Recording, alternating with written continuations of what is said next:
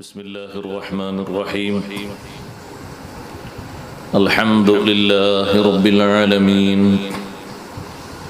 نحمده ونستعينه ونؤمن به ونتوكل عليه ونعوذ بالله من شرور أنفسنا ومن سيئات أعمالنا من يهده الله فلا مضل له ومن يضلل فلا هادي له نشهد أن لا إله إلا الله وحده لا شريك له ونشهد أن سيدنا ونبينا ومولانا محمدا صلى الله عليه وسلم عبده ورسوله اللهم صل وسلم وبارك على رسولك سيدنا ومولانا محمد وعلى آل وأصحاب سيدنا ومولانا محمد وعلى جميع الأنبياء والمرسلين وآلهم وصحبهم والتابعين لهم بإحسان إلى يوم الدين أما بعد أعوذ بالله من الشيطان الرجيم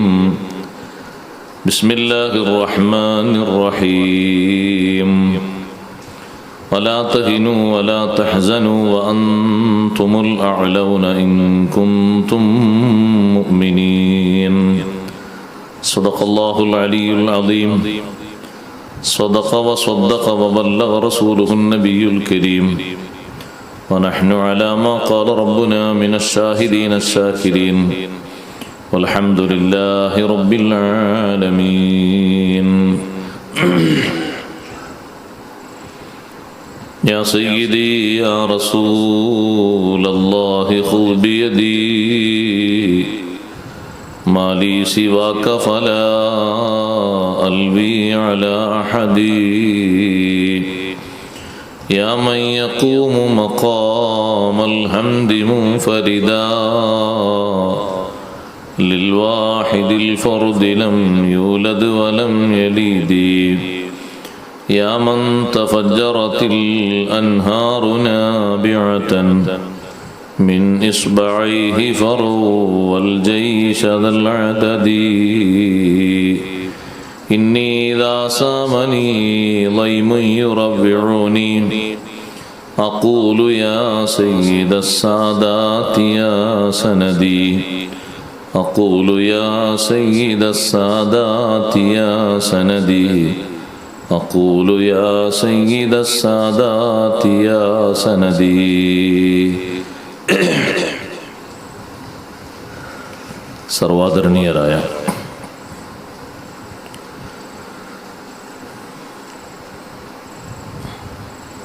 സയ്യിദവർകളെ, ഉസ്താദുമാരെ, പണ്ഡിതന്മാരെ, മാന്യ സഹോദരന്മാരെ, സഹോദരിമാരെ, സുഹൃത്തുക്കളെ, വിശുദ്ധ റമദാനിലെ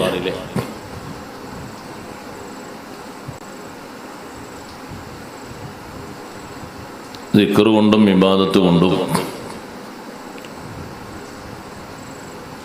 ഹയാത്താക്കേണ്ട, സജീവമാക്കേണ്ട ഒരു പ്രധാനപ്പെട്ട രാവാണ് ലൈലത്തുൽ ബദർ, ബദറിന്റെ രാവ്. ആ രാത്രിയിലാണ് നമ്മളിങ്ങനെ ഒത്തുകൂടിയിരിക്കുന്നത്. നമ്മുടെ നേതാവ്, ലോകത്തിന്റെ നേതാവ് ഹബീബ് റസൂലുള്ളാഹി സ്വല്ലല്ലാഹു അലൈഹി വസല്ലം തങ്ങൾ സുബ്ഹി വരെ ഉറങ്ങാതെ ബദർ എന്ന് പറയുന്ന സ്ഥലത്ത് സ്വഹാബത്ത് താൽക്കാലികമായി കെട്ടിക്കൊടുത്തൊരു പന്തലിൽ സുബ്ഹിന്റെ സമയമാകുന്നത് വരെ ഇബാദത്തിലായി മുഴുവൻ സമയവും ചെലവഴിച്ച വിശുദ്ധ റമദാനിലെ 17-ാം രാവാണ് ഇന്ന്. നമുക്കെല്ലാവർക്കും ഇന്നത്തെ രാത്രി ഇങ്ങനെ ഒരുമിച്ച് കൂടാൻ കഴിഞ്ഞത് വലിയൊരു ഭാഗ്യമാണ്. അള്ളാഹു നമ്മിൽ നിന്ന് സ്വീകരിക്കുമാറാകട്ടെ. എത്ര നേരം നമ്മളിവിടെ ചെലവഴിക്കേണ്ടി വന്നാലും ഈ വിശുദ്ധ റമദാനിൽ ലഭിക്കുന്ന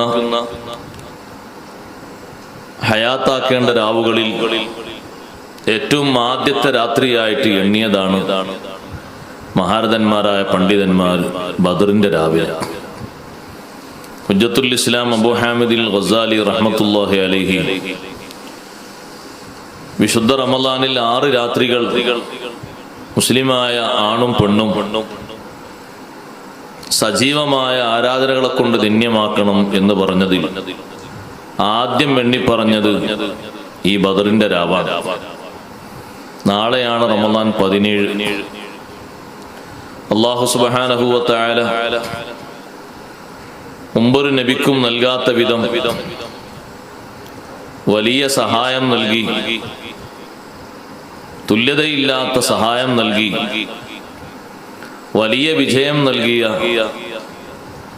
ഒരു ദിവസമാണ് വിശുദ്ധ റമളാനിലെ 17. ഒരു പോരാട്ടം എന്ന അർത്ഥത്തിലല്ല ആ ഒരു വലിയ വിജയം എന്ന് നമ്മൾ വായിക്കേണ്ടത്. അങ്കുലി പരിമിതമായ ആളുകൾ സർവസായുധരായ വലിയൊരു വിഭാഗത്തോട് ഏറ്റുമുട്ടി അല്ലാഹു തആല അവർക്ക് നൽകിയ അനുഗ്രഹമായ ഈമാനിന്റെ പ്രസരിപ്പും ഭംഗിയും ശോഭയും കാരണം വലിയ രൂപത്തിൽ വിജയിച്ച് വിജയത്തിന്റെ എല്ലാവിധ സന്തോഷങ്ങളും ലഭിച്ച ബദർ ദിനമാണ് നാളെ നമ്മിലേക്ക് സമാഗതമാകുന്നത്. ബദറിന്റെ തലേന്ന് സ്വഹാബത്ത് മുഴുവനും വിശ്രമിച്ച് കിടന്നുറങ്ങിയപ്പോൾ ആ ചെറിയ പന്തലിൽ ഇന്നവിടെ ഒരു പള്ളിയുണ്ട്, മസ്ജിദുൽ അരീഷ് എന്ന പേരിലുള്ള ഒരു പള്ളിയുണ്ട്. അന്ന് ഹബീബ് റസൂലുള്ളാഹി സ്വല്ലല്ലാഹു അലൈഹി വസല്ലം ആ ചെറിയ പന്തലിന്റെ ഉള്ളിൽ അള്ളാഹുവിന് ഇബാദത്തിലും പ്രാർത്ഥനയിലും സുബ്ഹിയാകുന്ന സമയം വരെ തങ്ങൾ കഴിച്ചുകൂട്ടി. സുബ്ഹിയാകാൻ നേരത്ത് സ്വഹാബത്തിനെ നിസ്കാരത്തിന് വേണ്ടി വിളിച്ചുണർത്തി. അവര് മരുഭൂമിയുടെ വിവിധ ഭാഗങ്ങളിലായി വിശ്രമിക്കുകയായിരുന്നു, ഉറങ്ങുകയായിരുന്നു. അപ്പൊ നമ്മുടെ നേതാവ് ഉറക്കമൊഴിച്ച ഒരു രാത്രി എന്ന നിലക്ക് വലിയ മഹത്വം ഈ രാത്രിക്കുണ്ട്. ആ ഒരു പിന്തുടർച്ച കൂടി നമ്മുടെ ഈ മഹത്തായ സംഗമത്തിന്റെ പിന്നിലുണ്ട്. അള്ളാഹു സ്വീകരിക്കുമാറാകട്ടെ. സ്വഹാബത്ത് വിജയിച്ച എല്ലാ തലങ്ങളിലും വിജയിച്ചത് ഒരേ ഒരു കാര്യം കൊണ്ടാണ്. നമുക്കും ആ ഒരു വിഷയം കൊണ്ട് ദുനിയാവിലും ആഖിറത്തിലും ജയിക്കാൻ കഴിയും. വേറെ ഒരു കാര്യം കൊണ്ടും ദുനിയാവിലും ആഖിറത്തിലും ഒരു മുസ്ലിമിന് ജയിക്കാൻ കഴിയില്ല. ഒരു മുസ്ലിം ജയിക്കണമെങ്കിൽ പ്രധാനമായും അവനുണ്ടാകേണ്ടത് അള്ളാഹു നൽകിയ പരിശുദ്ധമായ അനുഗ്രഹമാകുന്ന ഈമാൻ. അതിന് യാതൊരുവിധ ഓട്ടവും തട്ടാതെ സൂക്ഷിക്കണം, ശ്രദ്ധിക്കണം. അള്ളാഹു നൽകിയ അനുഗ്രഹമാകുന്ന ഈമാൻ, ആ ഈമാനിന് കേടുപാടുകൾ സംഭവിക്കാതെ സൂക്ഷിക്കണം. ചെറിയ ഒരു സംശയം വന്നാൽ നമ്മുടെ ഈമാനിന്റെ ഡിഗ്രി ഒക്കെ കുറഞ്ഞു പോകും. മുഅ്മിനായി ജീവിക്കുക, മുസ്ലിമായി ജീവിക്കുന്നതിന് തടസ്സമൊന്നുമില്ല. നമ്മുടെ ഇഷ്ടാനിഷ്ടങ്ങളെ കൊണ്ട് എന്തെങ്കിലും തടസ്സങ്ങൾ വന്നെങ്കിലും മുഅ്മിനായി ജീവിക്കാൻ നല്ല അന്തസ്സുള്ള ഭൂമിയാണ് നമ്മുടെ നാട്, നമ്മൾ ഈ താമസിക്കുന്ന നാട്, ഈ രാജ്യം. നല്ല മനുഷ്യന്മാർക്കിടയിൽ ജീവിതം കിട്ടിയിട്ട് ഫഖാനത്താഹുമാ, ആ 2 അടിമകളെ അവര് ചതിച്ചു, വഞ്ചിച്ചു. ചതിച്ചു എന്ന് പറയുമ്പോൾ പെട്ടെന്ന് മനസ്സിലേക്ക് ഒരു കാര്യം ഓടി വരും. ഭാര്യ ഭർത്താവിനെ വഞ്ചിച്ചു എന്ന് പറഞ്ഞാൽ പെട്ടെന്ന് ആൾക്കാരെ മനസ്സിലേക്ക് വരും വേറെ ആരോ ഇട്ടോ അവിഹിത ബന്ധം പുലർത്തിയിട്ടുണ്ട്. അങ്ങനല്ല. അങ്ങനെ ഒരു ചതി അമ്പിയാക്കൾ ഒറ്റ ഭാര്യയും ചെയ്യൂല. അത് നബിമാരുടെ ഭാര്യമാർ ഒരിക്കലും അങ്ങനെ ചെയ്യൂല. അല്ലാഹു തആല അവരെ ഭാര്യമാർക്ക് അതിൽ നിന്ന് വലിയ കാവൽ നൽകിയിട്ടുണ്ട്. അഷ്റഫുൽ ഖൽഖ് സല്ലല്ലാഹു അലൈഹി വസല്ലം പഠിപ്പിച്ചു, മാ സനത്ത് ഇംറാത്തു നബിയിൻ ഖത്തു, ഒരൊറ്റ നബിന്റെ ഭാര്യയും ജിന ചെയ്തിട്ടില്ല. കാരണം അവർ നബിമാരുടെ കൂടെ കിടക്കേണ്ടവരാണ്, അള്ളാഹുവിന്റെ വഹി സ്വീകരിക്കുന്നവരാണ് ഈ അമ്പിയാക്കൾ. അമ്പിയാക്കൾ വഹി സ്വീകരിക്കുന്നവരാണ്. അതുകൊണ്ട് അവരെ ശരീരത്തിന് നമ്മേക്കാളേറെ എല്ലാ നിലക്കും പരിശുദ്ധിയുണ്ട്. നമ്മുടെ ശരീരത്തിൽ എന്താ ഉള്ളത്? നമ്മളാരെങ്കിലും മലക്കിനെ കണ്ടിട്ടുണ്ടോ? മലക്കിന്റെ ശബ്ദം കേട്ടിട്ടുണ്ടോ? ഒന്നുമില്ല. ഇത് അസ്രായിൽ വരുമ്പോൾ ഒരു പക്ഷേ കണ്ടു എന്ന് വരും, അല്ലെങ്കിൽ കണ്ടില്ല എന്ന് വരും, രണ്ടും വരാം. എല്ലാവരും അസ്രായിലിനെ കണ്ടോണമെന്നില്ല, കാണാതെയും പോകും കണ്ടിട്ടും പോകും, രണ്ടൽക്കും ഉണ്ടാവും. അസ്രായിലിനെ തന്നെ എല്ലാവരും കണ്ടോണമെന്നില്ല. മുഅ്മിനീങ്ങളാണെങ്കിൽ സ്വാലിഹീങ്ങളാണെങ്കിൽ അസ്രായിൽ അലൈഹി സ്വലാം വരുന്നതിന്റെ മുമ്പ് വരുന്ന മലക്കുകളെ തന്നെ കാണും. ആദ്യം റൂഹ് പിടിക്കാൻ വേണ്ടി വരുന്ന അസ്രായിൽ അലൈഹി സ്വലാത്തു വസ്സലാം അല്ല. അസ്രായിൽ വരുന്നതിന്റെ മുമ്പ് മുഅ്മിനാണെങ്കിലും മുഅ്മിനല്ലാത്തവനാണെങ്കിലും 500 മലക്കുകൾ വരും. മുഅ്മിനീങ്ങളാണെങ്കിൽ അവരത്തേക്ക് വരുന്ന 500 മലക്കുകൾ റഹ്മത്തിന്റെ മലക്കുകളാണ്. അവര് വരുമ്പോ ഈമാന് നല്ല ഊർജമുള്ള ആളാണെങ്കിൽ അവരോട് സലാം പറയും, സലാം മടക്കും, കൈ കൊടുക്കും, മുസാഫഹത്തിന് വേണ്ടി കൈ നീട്ടിക്കൊടുക്കും. സലാം മടക്കുന്നത് കേൾക്കാൻ പറ്റും. ഷെയ്ഖ് അബ്ദുൽ ഖാദിർ ജീലാനി റളിയല്ലാഹു അൻഹുവിന്റെ ചുറ്റും നിൽക്കുന്ന മക്കൾ, വഫാത്തിന്റെ നേരത്ത് 13 മക്കളുണ്ട് മഹാനവർകൾക്ക്. ആകെയുള്ളത് 13 അല്ല, ആകെ 49 മക്കളുണ്ട്. അതിൽ 13 മക്കളുണ്ട് മഹാനവർകൾ വഫാത്താകും. ആ മക്കൾ ചുറ്റും നിന്നും കാണുന്ന രംഗം, കലിമങ്ങനെ ചൊല്ലുന്നതിന്റെ ഇടയിൽ, ലാ ഇലാഹ ഇല്ലല്ലാഹ് എന്ന് ചൊല്ലുന്നതിന്റെ ഇടയിൽ 2 കൈയും ഇങ്ങനെ കൊടുക്കുന്നുണ്ട്. മക്കളിലേക്കല്ല നീട്ടുന്നത്, മക്കൾ കാണാത്ത ആളുകളിലേക്ക് കൈ കൊടുക്കുന്നു, പറയുന്നുണ്ട് വഅലൈക്കുമുസ്സലാം വറഹ്മത്തുള്ളാഹ്, വഅലൈക്കുമുസ്സലാം വറഹ്മത്തുള്ളാഹ്. ആവർത്തിച്ചങ്ങനെ പറയുന്നു, മലക്കുകളോട് സലാം അടക്കുകയാണ്. സഹോദരങ്ങളെ, ജീവിച്ചിരിക്കുന്ന ആളുകൾ അപ്പുറത്തുള്ളവർ ആ മലക്കിനെ കാണുന്നില്ല. അതേ സമയത്ത് മരിക്കാൻ വേണ്ടി കിടക്കുന്ന ഷെയ്ഖ് ജീലാനി റളിയല്ലാഹു അൻഹു മലക്കിനെ കാണുന്നു. മലക്കുകൾ വരുന്നതിന്റെ മുമ്പ് തന്നെ വീടൊക്കെ വൃത്തിയാക്കി ശുദ്ധിയാക്കി ഭാര്യയോട് വെക്കാൻ പറഞ്ഞ മഹാനാണ് സൽമാനുൽ ഫാരിസി റളിയല്ലാഹു തആല അൻഹു. ഇന്ന് പുതിയ അതിഥികൾ ഈ വീട്ടിൽ വരാനുണ്ട്. എല്ലാ ഭാഗത്തുനിന്ന് വള്ളം തെളിച്ചിട്ട് നീ ഒന്ന് വൃത്തിയാക്കി വെക്കണം. ഞാൻ ഈ കിടക്കുന്ന റൂം നല്ലവണ്ണം വൃത്തിയാക്കണം. നീ കാണാത്ത കുറെ അതിഥികൾ ഈ വീട്ടിൽ വരാനുണ്ട്. സുബ്ഹാനല്ലാഹ്, ആ അതിഥികളെ കൊണ്ട് ഉദ്ദേശിക്കുന്നത് മനുഷ്യരല്ല, മലക്കുകളാണ്. റഹ്മത്തിന്റെ മലക്കുകളെ കാണാനുള്ള ഈമാനിന്റെ പവറിലാണോ ഈ കിടക്കുന്ന മനുഷ്യൻ? ആ മനുഷ്യൻ മലക്കിനെ കാണും എന്ന് മാത്രമല്ല, സലാം അടക്കും, കൈ കൊടുത്ത് മുസാഫഹത്ത് സ്വീകരിക്കും. വളരെ ആവേശത്തോടെ ദുനിയാവിൽ നിന്ന് അള്ളാഹുവിന്റെ സവിധത്തിലേക്ക് പിരിഞ്ഞു പോകും. ഒരു ദുഃഖവുമില്ല, ഒരു നഷ്ടവുമില്ല, ഒരു സങ്കടവുമില്ല.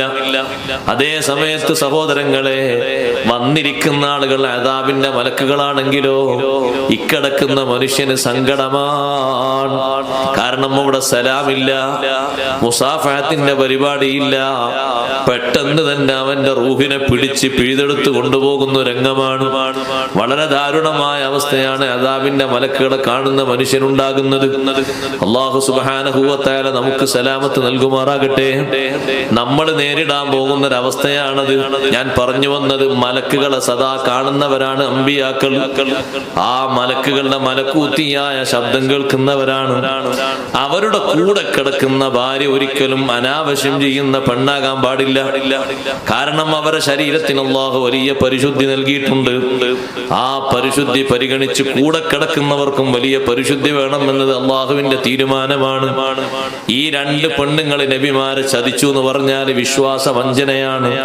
ഫഖാനതാഹുമാ ഫലം യുഗ്നിയാ അൻഹുമാ മിനല്ലാഹി ശൈഅൻ വഖീല ദുഖുലൻ നാറ മഅദ്ദാഖിലീൻ. ഫഖാനതാഹുമാ, ആ 2 സഹോദരിമാര് ഈ 2 നല്ല മനുഷ്യന്മാരെ ചതിച്ചു. അവരെ മനസ്സിൽ ചെറിയൊരു വിശ്വാസ വൈകല്യം. ഞങ്ങളെ ഭർത്താക്കന്മാര് നബിമാരാണോ? അത്രമാത്രം വലിയ കഴിവവർക്കുണ്ടോ? അള്ളാഹു അവർക്ക് വഹയൊക്കെ നൽകുന്നുണ്ടോ? മുഅ്ജിസൊക്കെ നൽകിയിട്ടുണ്ടോ? ഇങ്ങനെ ഒരു സന്ദേഹം. ആ സന്ദേഹം പിന്നെ മൂർജിച്ച് നിഫാഖായി മാറി. ആ 2 ഭാര്യമാരും ശിക്ഷയിൽ അനുഭവിച്ചു പോയി. നൂഹ് നബി അലൈഹിസ്സലാമിന്റെ ഭാര്യ കപ്പലിൽ കൂടെ രക്ഷപ്പെട്ടിട്ടില്ല. 3 മക്കൾ നൂഹ് നബിന്റെ കൂടെ കപ്പലിലുണ്ട്. ഭാര്യ ശിക്ഷയിൽ അകപ്പെട്ടു പോയി. ലൂത്ത് നബി അലൈഹിസ്സലാമിനെയും 2 പെൺകുട്ടികളെയും അള്ളാഹു രക്ഷപ്പെടുത്തിയപ്പോ ഭാര്യ ശിക്ഷയിൽ പെട്ടുപോയി. ഭൂമി ഒന്നായിട്ട് ജിബ്രീൽ അലൈഹിസ്സലാം പിടിച്ചിങ്ങനെ മറിക്കുന്ന ശിക്ഷയിലാണ് ലൂത്ത് നബി അലൈഹിസ്സലാമിന്റെ ഭാര്യയും പെട്ടുപോയത്. വിശ്വാസ രംഗത്ത് വന്ന ചതിയാണ് അവരെ മനസ്സിൽ നിഫാഖായി വന്നത്. ഞാൻ എൻ്റെ സഹോദരന്മാരോട് സഹോദരിമാരോട് ഓർമ്മപ്പെടുത്തുന്നത്, വിശ്വാസ രംഗത്ത് വൈകല്യം സംഭവിച്ചു പോയാൽ രക്ഷിക്കാൻ ആരെയും കിട്ടൂല. ദുനിയാവെന്ന് നല്ല ആഖിറത്തൊന്നും കിട്ടൂല. വിശ്വാസ രംഗത്തൊരു നിലക്കും കപടമുഖം വരാൻ പാടില്ല. വിശ്വസിക്കുന്ന വിശ്വാസത്തിൽ ഒരു കലർപ്പും വരാൻ പാടില്ല. ആദരവായ സയ്യിദുനാ മുഹമ്മദുർ റസൂലുള്ളാഹി സ്വല്ലല്ലാഹു അലൈഹി വസല്ലമ തങ്ങളെ യഥാർത്ഥത്തിൽ സ്വഹാബിമാര് വിശ്വസിച്ചതുപോലെ വിശ്വസിക്കണം. ആ വിശ്വാസത്തിന് വല്ല മാറ്റമുണ്ടോ? ആഖിറത്തിൽ രക്ഷപ്പെടാൻ പറ്റൂല. അതേ സമയത്ത് വിശ്വാസം കാത്തു സൂക്ഷിച്ചോ, ദുനിയാവിലും വിജയമാണ്, ആഖിറത്തിലും വിജയമാണ്. അതിനല്ലേ അള്ളാഹു രണ്ട് സ്ത്രീകളെ കൂടി ഉദാഹരണം പറഞ്ഞു തന്നത്. വിശ്വാസ രംഗത്ത് നല്ല തിളക്കത്തോടെ നിന്ന രണ്ട് മഹതിമാര്.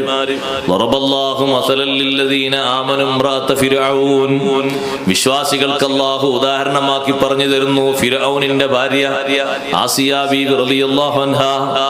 ദുനിയാവെന്ന് നല്ല വിജയത്തോടുകൂടെയാണ് ആസിയ ബീവി റളിയല്ലാഹു അൻഹ കഴിഞ്ഞു പോയത്. ആസിയ ബീവി റളിയല്ലാഹു അൻഹയെ വിശ്വാസത്തിന്റെ പേരിൽ എത്രമാത്രം മർദ്ദിച്ചു. ചെറിയ പ്രായമുള്ള പെൺകുട്ടിയാണ് ബീവി ആസിയ റളിയല്ലാഹു അൻഹ. ഫിർഔൻ അവന്റെ ഭരണത്തിന്റെ മേൽക്കോയ്മ കൊണ്ട് സ്വേച്ഛാധിപതിയായ ഫിർഔൻ ആസിയ ബീവിയെ നന്നായി മർദ്ദിച്ചു. ആ നല്ല സൗന്ദര്യമുള്ള ശരീരത്തിന്റെ ഭാഗങ്ങളിൽ ഇരുമ്പ് പഴുപ്പിച്ച് പല ഭാഗങ്ങളിലും നോവിച്ചു. ഈ ഉദിക്കുന്ന ഈ അടിക്കുന്ന ലൈറ്റിന്റെ ചൂട് താങ്ങാൻ നമ്മുടെ ശരീരത്തിന് കഴിവില്ല.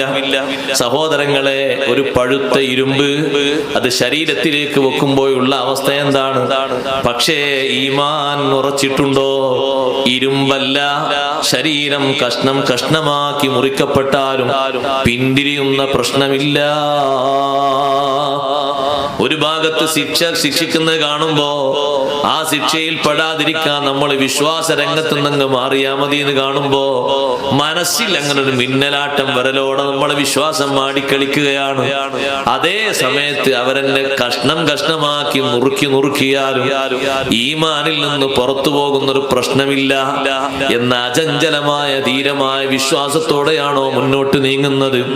ദുനിയാവെന്ന് പോകുമ്പോ നല്ല സന്തോഷം അള്ളാഹു തരുന്നു.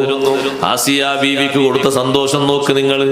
ആസിയ ബീവി അള്ളാഹുവിനോട് ദുആ ചെയ്തു, അള്ളാഹുവേ, എനിക്ക് ഈ ദുനിയാവെന്ന് പിരിയുന്നതിന്റെ മുമ്പ് എനിക്കൊരു ആഗ്രഹമുണ്ട്. റബ്ബി ബിനിലി ഇൻദക ബൈതൻ ഫിൽ ജന്നാ.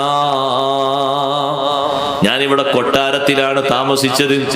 കൊട്ടാരത്തിൽ താമസിക്കുമ്പോൾ സഹോദരങ്ങളെ, ഒരു സംഗതിയും സ്വന്തമായി ചെയ്യേണ്ടതില്ല. നമ്മളെ വീട്ടിലെ ഉമ്മമാര് സ്വന്തം അവരുടെ വസ്ത്രങ്ങൾ അവർ തന്നെയാണ് അലക്കുന്നത്, സ്വന്തം അവരാണ് കുളിക്കുന്നത്, ഭക്ഷണങ്ങൾ അവരാണ് പാചകം ചെയ്യുന്നത്. ആസിയ ബീവി റളിയല്ലാഹു അൻഹ കൊട്ടാരത്തിലെ വലിയ രാജ്ഞിയാണ്. സ്വന്തമായി ആസിയ ബീവി ഒരു സംഗതിയും ചെയ്യേണ്ടതില്ല. മുടി ചീകിക്കൊടുക്കാൻ വരെ തോഴിമാരുണ്ട്. ഉറക്കം വരുന്നില്ലെങ്കിൽ പാട്ടുപാടി സുഖിപ്പിക്കാൻ നല്ല നാരിമാരുണ്ട്. എല്ലാ സൗകര്യങ്ങളും സംവിധാനങ്ങളും ഉള്ള കൊട്ടാരത്തിൽ താമസിച്ചിട്ടും വിശ്വാസത്തിന് ഒരു കുഴപ്പവും വരാതെ കാത്തു സൂക്ഷിച്ചതുകൊണ്ട് അല്ലാ, നിന്നോട് എനിക്കൊരു കാര്യം ചോദിക്കാനുണ്ട്. റബ്ബി ബിനിലി ഇൻദക ബൈതൻ ഫിൽ ജന്നാ. നിന്റെ അടുത്ത് സ്വർഗത്തിൽ എനിക്ക് നീ ഒരു ഭവനം നിർമ്മിച്ചു തരണേ അല്ലാ.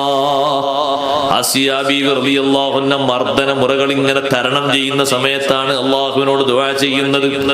ശരീരത്തിന്റെ വിവിധ ഭാഗങ്ങളിൽ വേദനിക്കുന്നുണ്ട്, പക്ഷേ വിശ്വാസത്തിന് മധുരമുണ്ടോ? വേദനക്ക് അതിലേക്കാളേറെ മധുരമുണ്ടാകും. ഈമാൻ ശരിക്കും മജ്ജയിലും മാംസത്തിലും ശരിക്ക് കലർന്നു പിടിച്ചതാണോ? എത്ര പരീക്ഷണം വന്നാലും ഈമാനിൽ നിന്ന് പിറകോട്ട് പോകൂല. അതേ സമയത്ത് ഒരു ചെറിയ ഫിലമെന്റ് പോലെ, അല്ലെങ്കിൽ ആ ഫിലമെന്റിന്റെ ചെറിയ ഒരു കുത്തുപോലെ, ഒരു പോയിന്റ് പോലെ അവിടെവിടങ്ങളിലായി തള്ളി നിൽക്കുന്ന ഒരു ഈമാനാണോ? ഭൗതികത മുന്നോട്ട് വന്നാൽ ഈമാന് പിറകോട്ട് പോകും. സ്ഥാനമാനങ്ങൾ മുന്നോട്ട് വന്നാൽ ഈമാന് വലിച്ചെറിഞ്ഞു പോകും. ജീവിതത്തിന്റെ സുഖങ്ങൾ ആരെങ്കിലും ഓഫർ ചെയ്താൽ ഈമാന് മറ്റുള്ളവർക്ക് പണയപ്പെടുത്തി പോകും. അള്ളാഹു നമ്മളെ കാത്തിരക്ഷിക്കട്ടെ. അതിനുള്ളതല്ല അള്ളാഹു തന്ന ഈമാൻ. ഈമാൻ കാത്തു സൂക്ഷിക്കാനുള്ളതാണ്. നാളെ പിറ്റേന്ന് നിങ്ങൾ ഇവിടെ നിന്ന് പുറത്തിറങ്ങിയെന്ന് കൂട്ടിക്കോളൂ. ജീവിതത്തിൽ പ്രാരാബ്ദം സഹിക്കുന്ന നമ്മളെ കൂട്ടത്തിൽ ഒരു മെമ്പറെ ഏതെങ്കിലും ഒരാള് വലവീശി പിടിച്ചിട്ട് ജീവിക്കാനുള്ള മുഴുവൻ സൗകര്യങ്ങളും ഓഫർ ചെയ്താൽ എന്തായിരിക്കും നമ്മളെ വീക്ഷണം? സഹോദരങ്ങളെ, സ്വീകരിക്കുന്നാണോ സ്വീകരിക്കൂലെന്നാണോ? ഒരുപക്ഷെ ഈ സദസ്സിൽ നിങ്ങൾ പറഞ്ഞേക്കും സ്വീകരിക്കൂലെന്ന്. പക്ഷേ ആ സമയത്ത് രണ്ട് ശത്രുക്കളാ നിങ്ങളെ കൂടെയുള്ളത്. ഒന്ന് അവനവന്റെ ഹവൻ നഫ്സാണ്. ഏറ്റവും മുഖ്യ ശത്രു അതാണല്ലോ, ഹവൻ നഫ്സ് തടീച്ച. മറ്റൊരു ശത്രുവാണ് പിശാച്. രണ്ടും നിന്നെ വരിഞ്ഞു മുറുക്കിയിട്ട് നിന്നോട് പറയും ജീവിക്കാൻ കിട്ടുന്നൊരു സുഖമാണ്, നീ അത് സ്വീകരിച്ചോ, അതങ്ങ് സ്വീകരിച്ചോ, പ്രശ്നമാക്കണ്ട എന്നൊരു എന്നൊരു പക്ഷം നിന്നോട് പറയുമ്പോ ഒരു ചെറിയ തൂക്കം അതിലേക്ക് തൂങ്ങിപ്പോയാൽ നീ തല കൊണ്ടൊന്നും ഇങ്ങനെ ആട്ടിപ്പോകും. ശരി, നീ പറയുന്ന ഓഫർ ഞാൻ സ്വീകരിച്ചു, ഞാനങ്ങ് ഇസ്ലാമിൽ നിന്ന് രാജിവെച്ചുകൊള്ളാം. അല്ലാഹു നമ്മളെ കാത്തിരക്ഷിക്കട്ടെ. ആ പരീക്ഷണമുള്ള കാലഘട്ടത്തിലാണ് നമ്മൾ ജീവിക്കുന്നത്. ദൈനംദിനം ആളുകൾ ഇസ്ലാമിൽ നിന്ന് പുറത്തു പോയിക്കൊണ്ടിരിക്കുകയാണ്. യുക്തിവാദി, നിരീശ്വരവാദി, ലിബറലിസം, പല പേരിലും മുസ്ലിങ്ങൾ സഹോദരന്മാരെ ഇസ്ലാം ഒന്ന് പുറത്തുപോയി കഴിഞ്ഞു. ചുരുങ്ങിയ ആളുകളെ ഈമാനിൽ ഉറച്ചു നിൽക്കുന്ന ആളുകളുള്ളൂ. മീഡിയകൾക്ക് മുന്നിൽ തപസ്സിരിക്കുന്ന ഈ ആശയങ്ങളൊക്കെ ശരിയാണെന്ന് മനസ്സുകൊണ്ട് പറഞ്ഞാൽ പോയില്ലേ മാർക്ക്? യുക്തിവാദിയുടെ ഒരു ആശയം കേട്ടിട്ട് ഇതാണ് ശരി എന്ന് തോന്നുന്ന ഒരാള്, അയാൾ എങ്ങനെ ഒരു പൂർണ്ണമായ മുഅ്മിനാകും?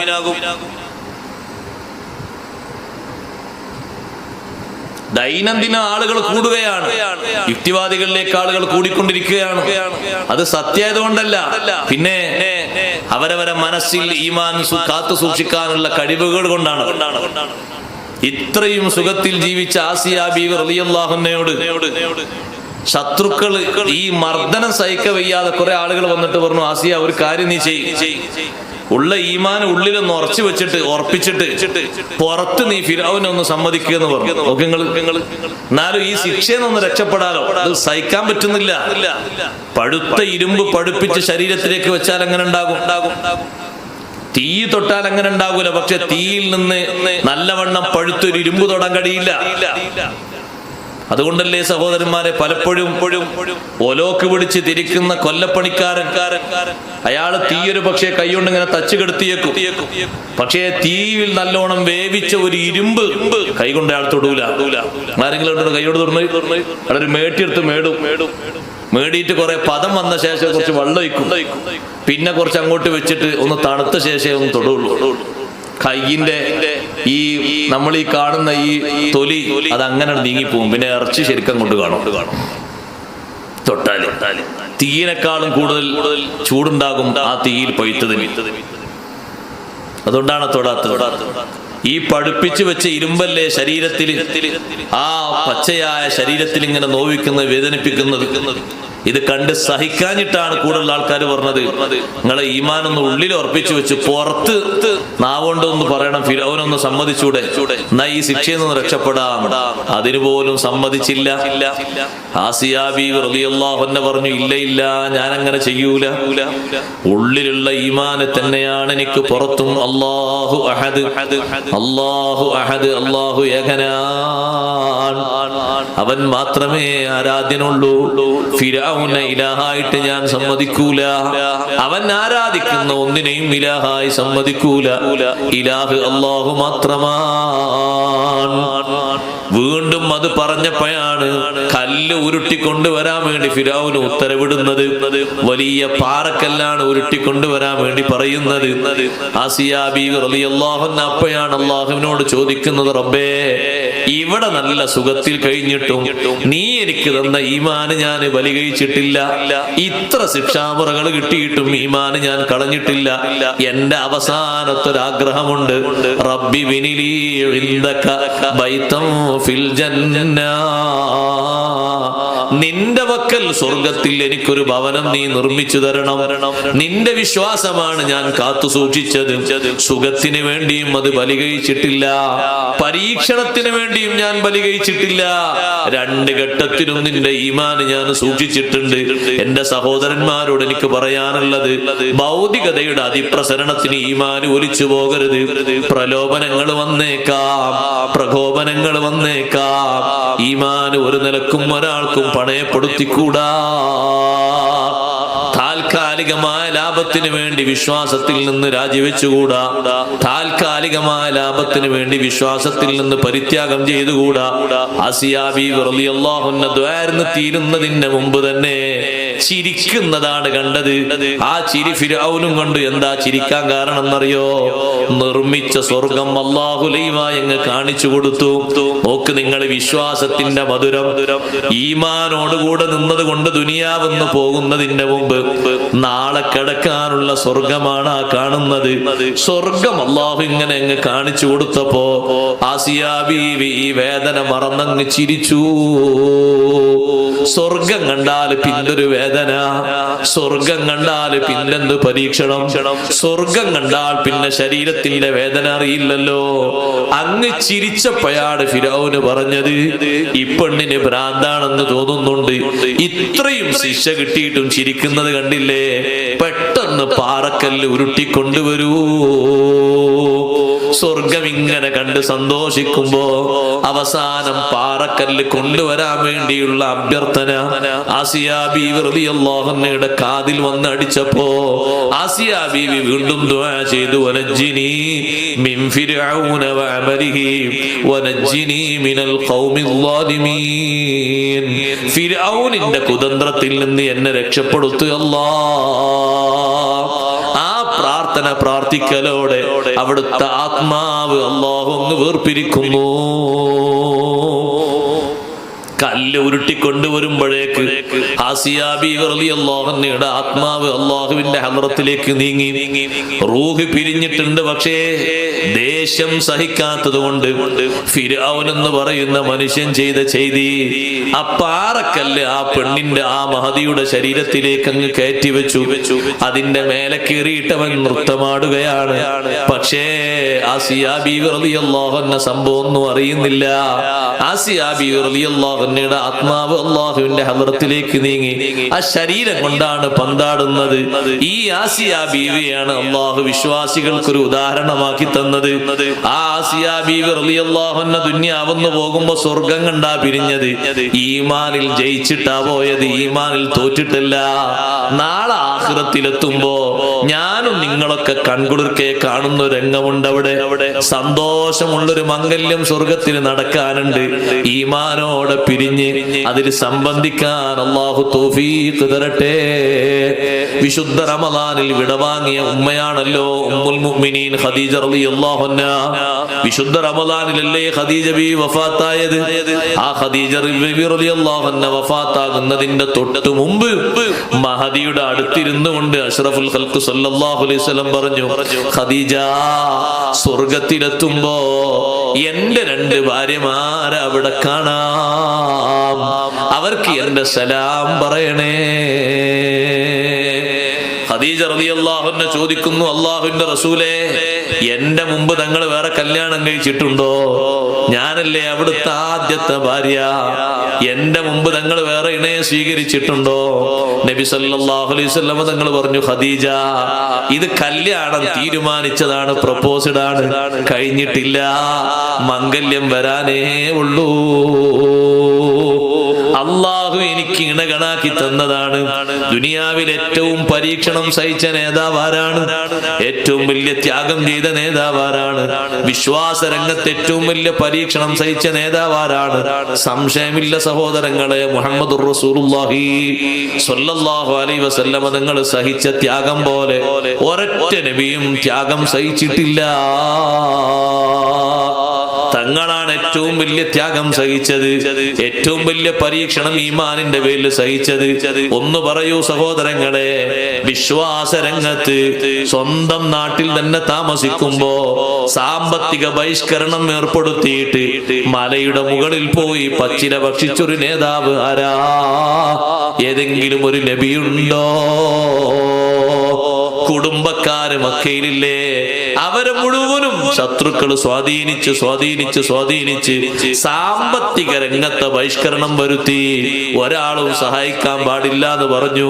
പക്ഷേ അപ്പോഴും കൂടെയുണ്ട് ഉമ്മുൽ മുഅ്മിനീൻ ഖദീജത്തുൽ കുബ്രാ റളിയല്ലാഹു അൻഹാ.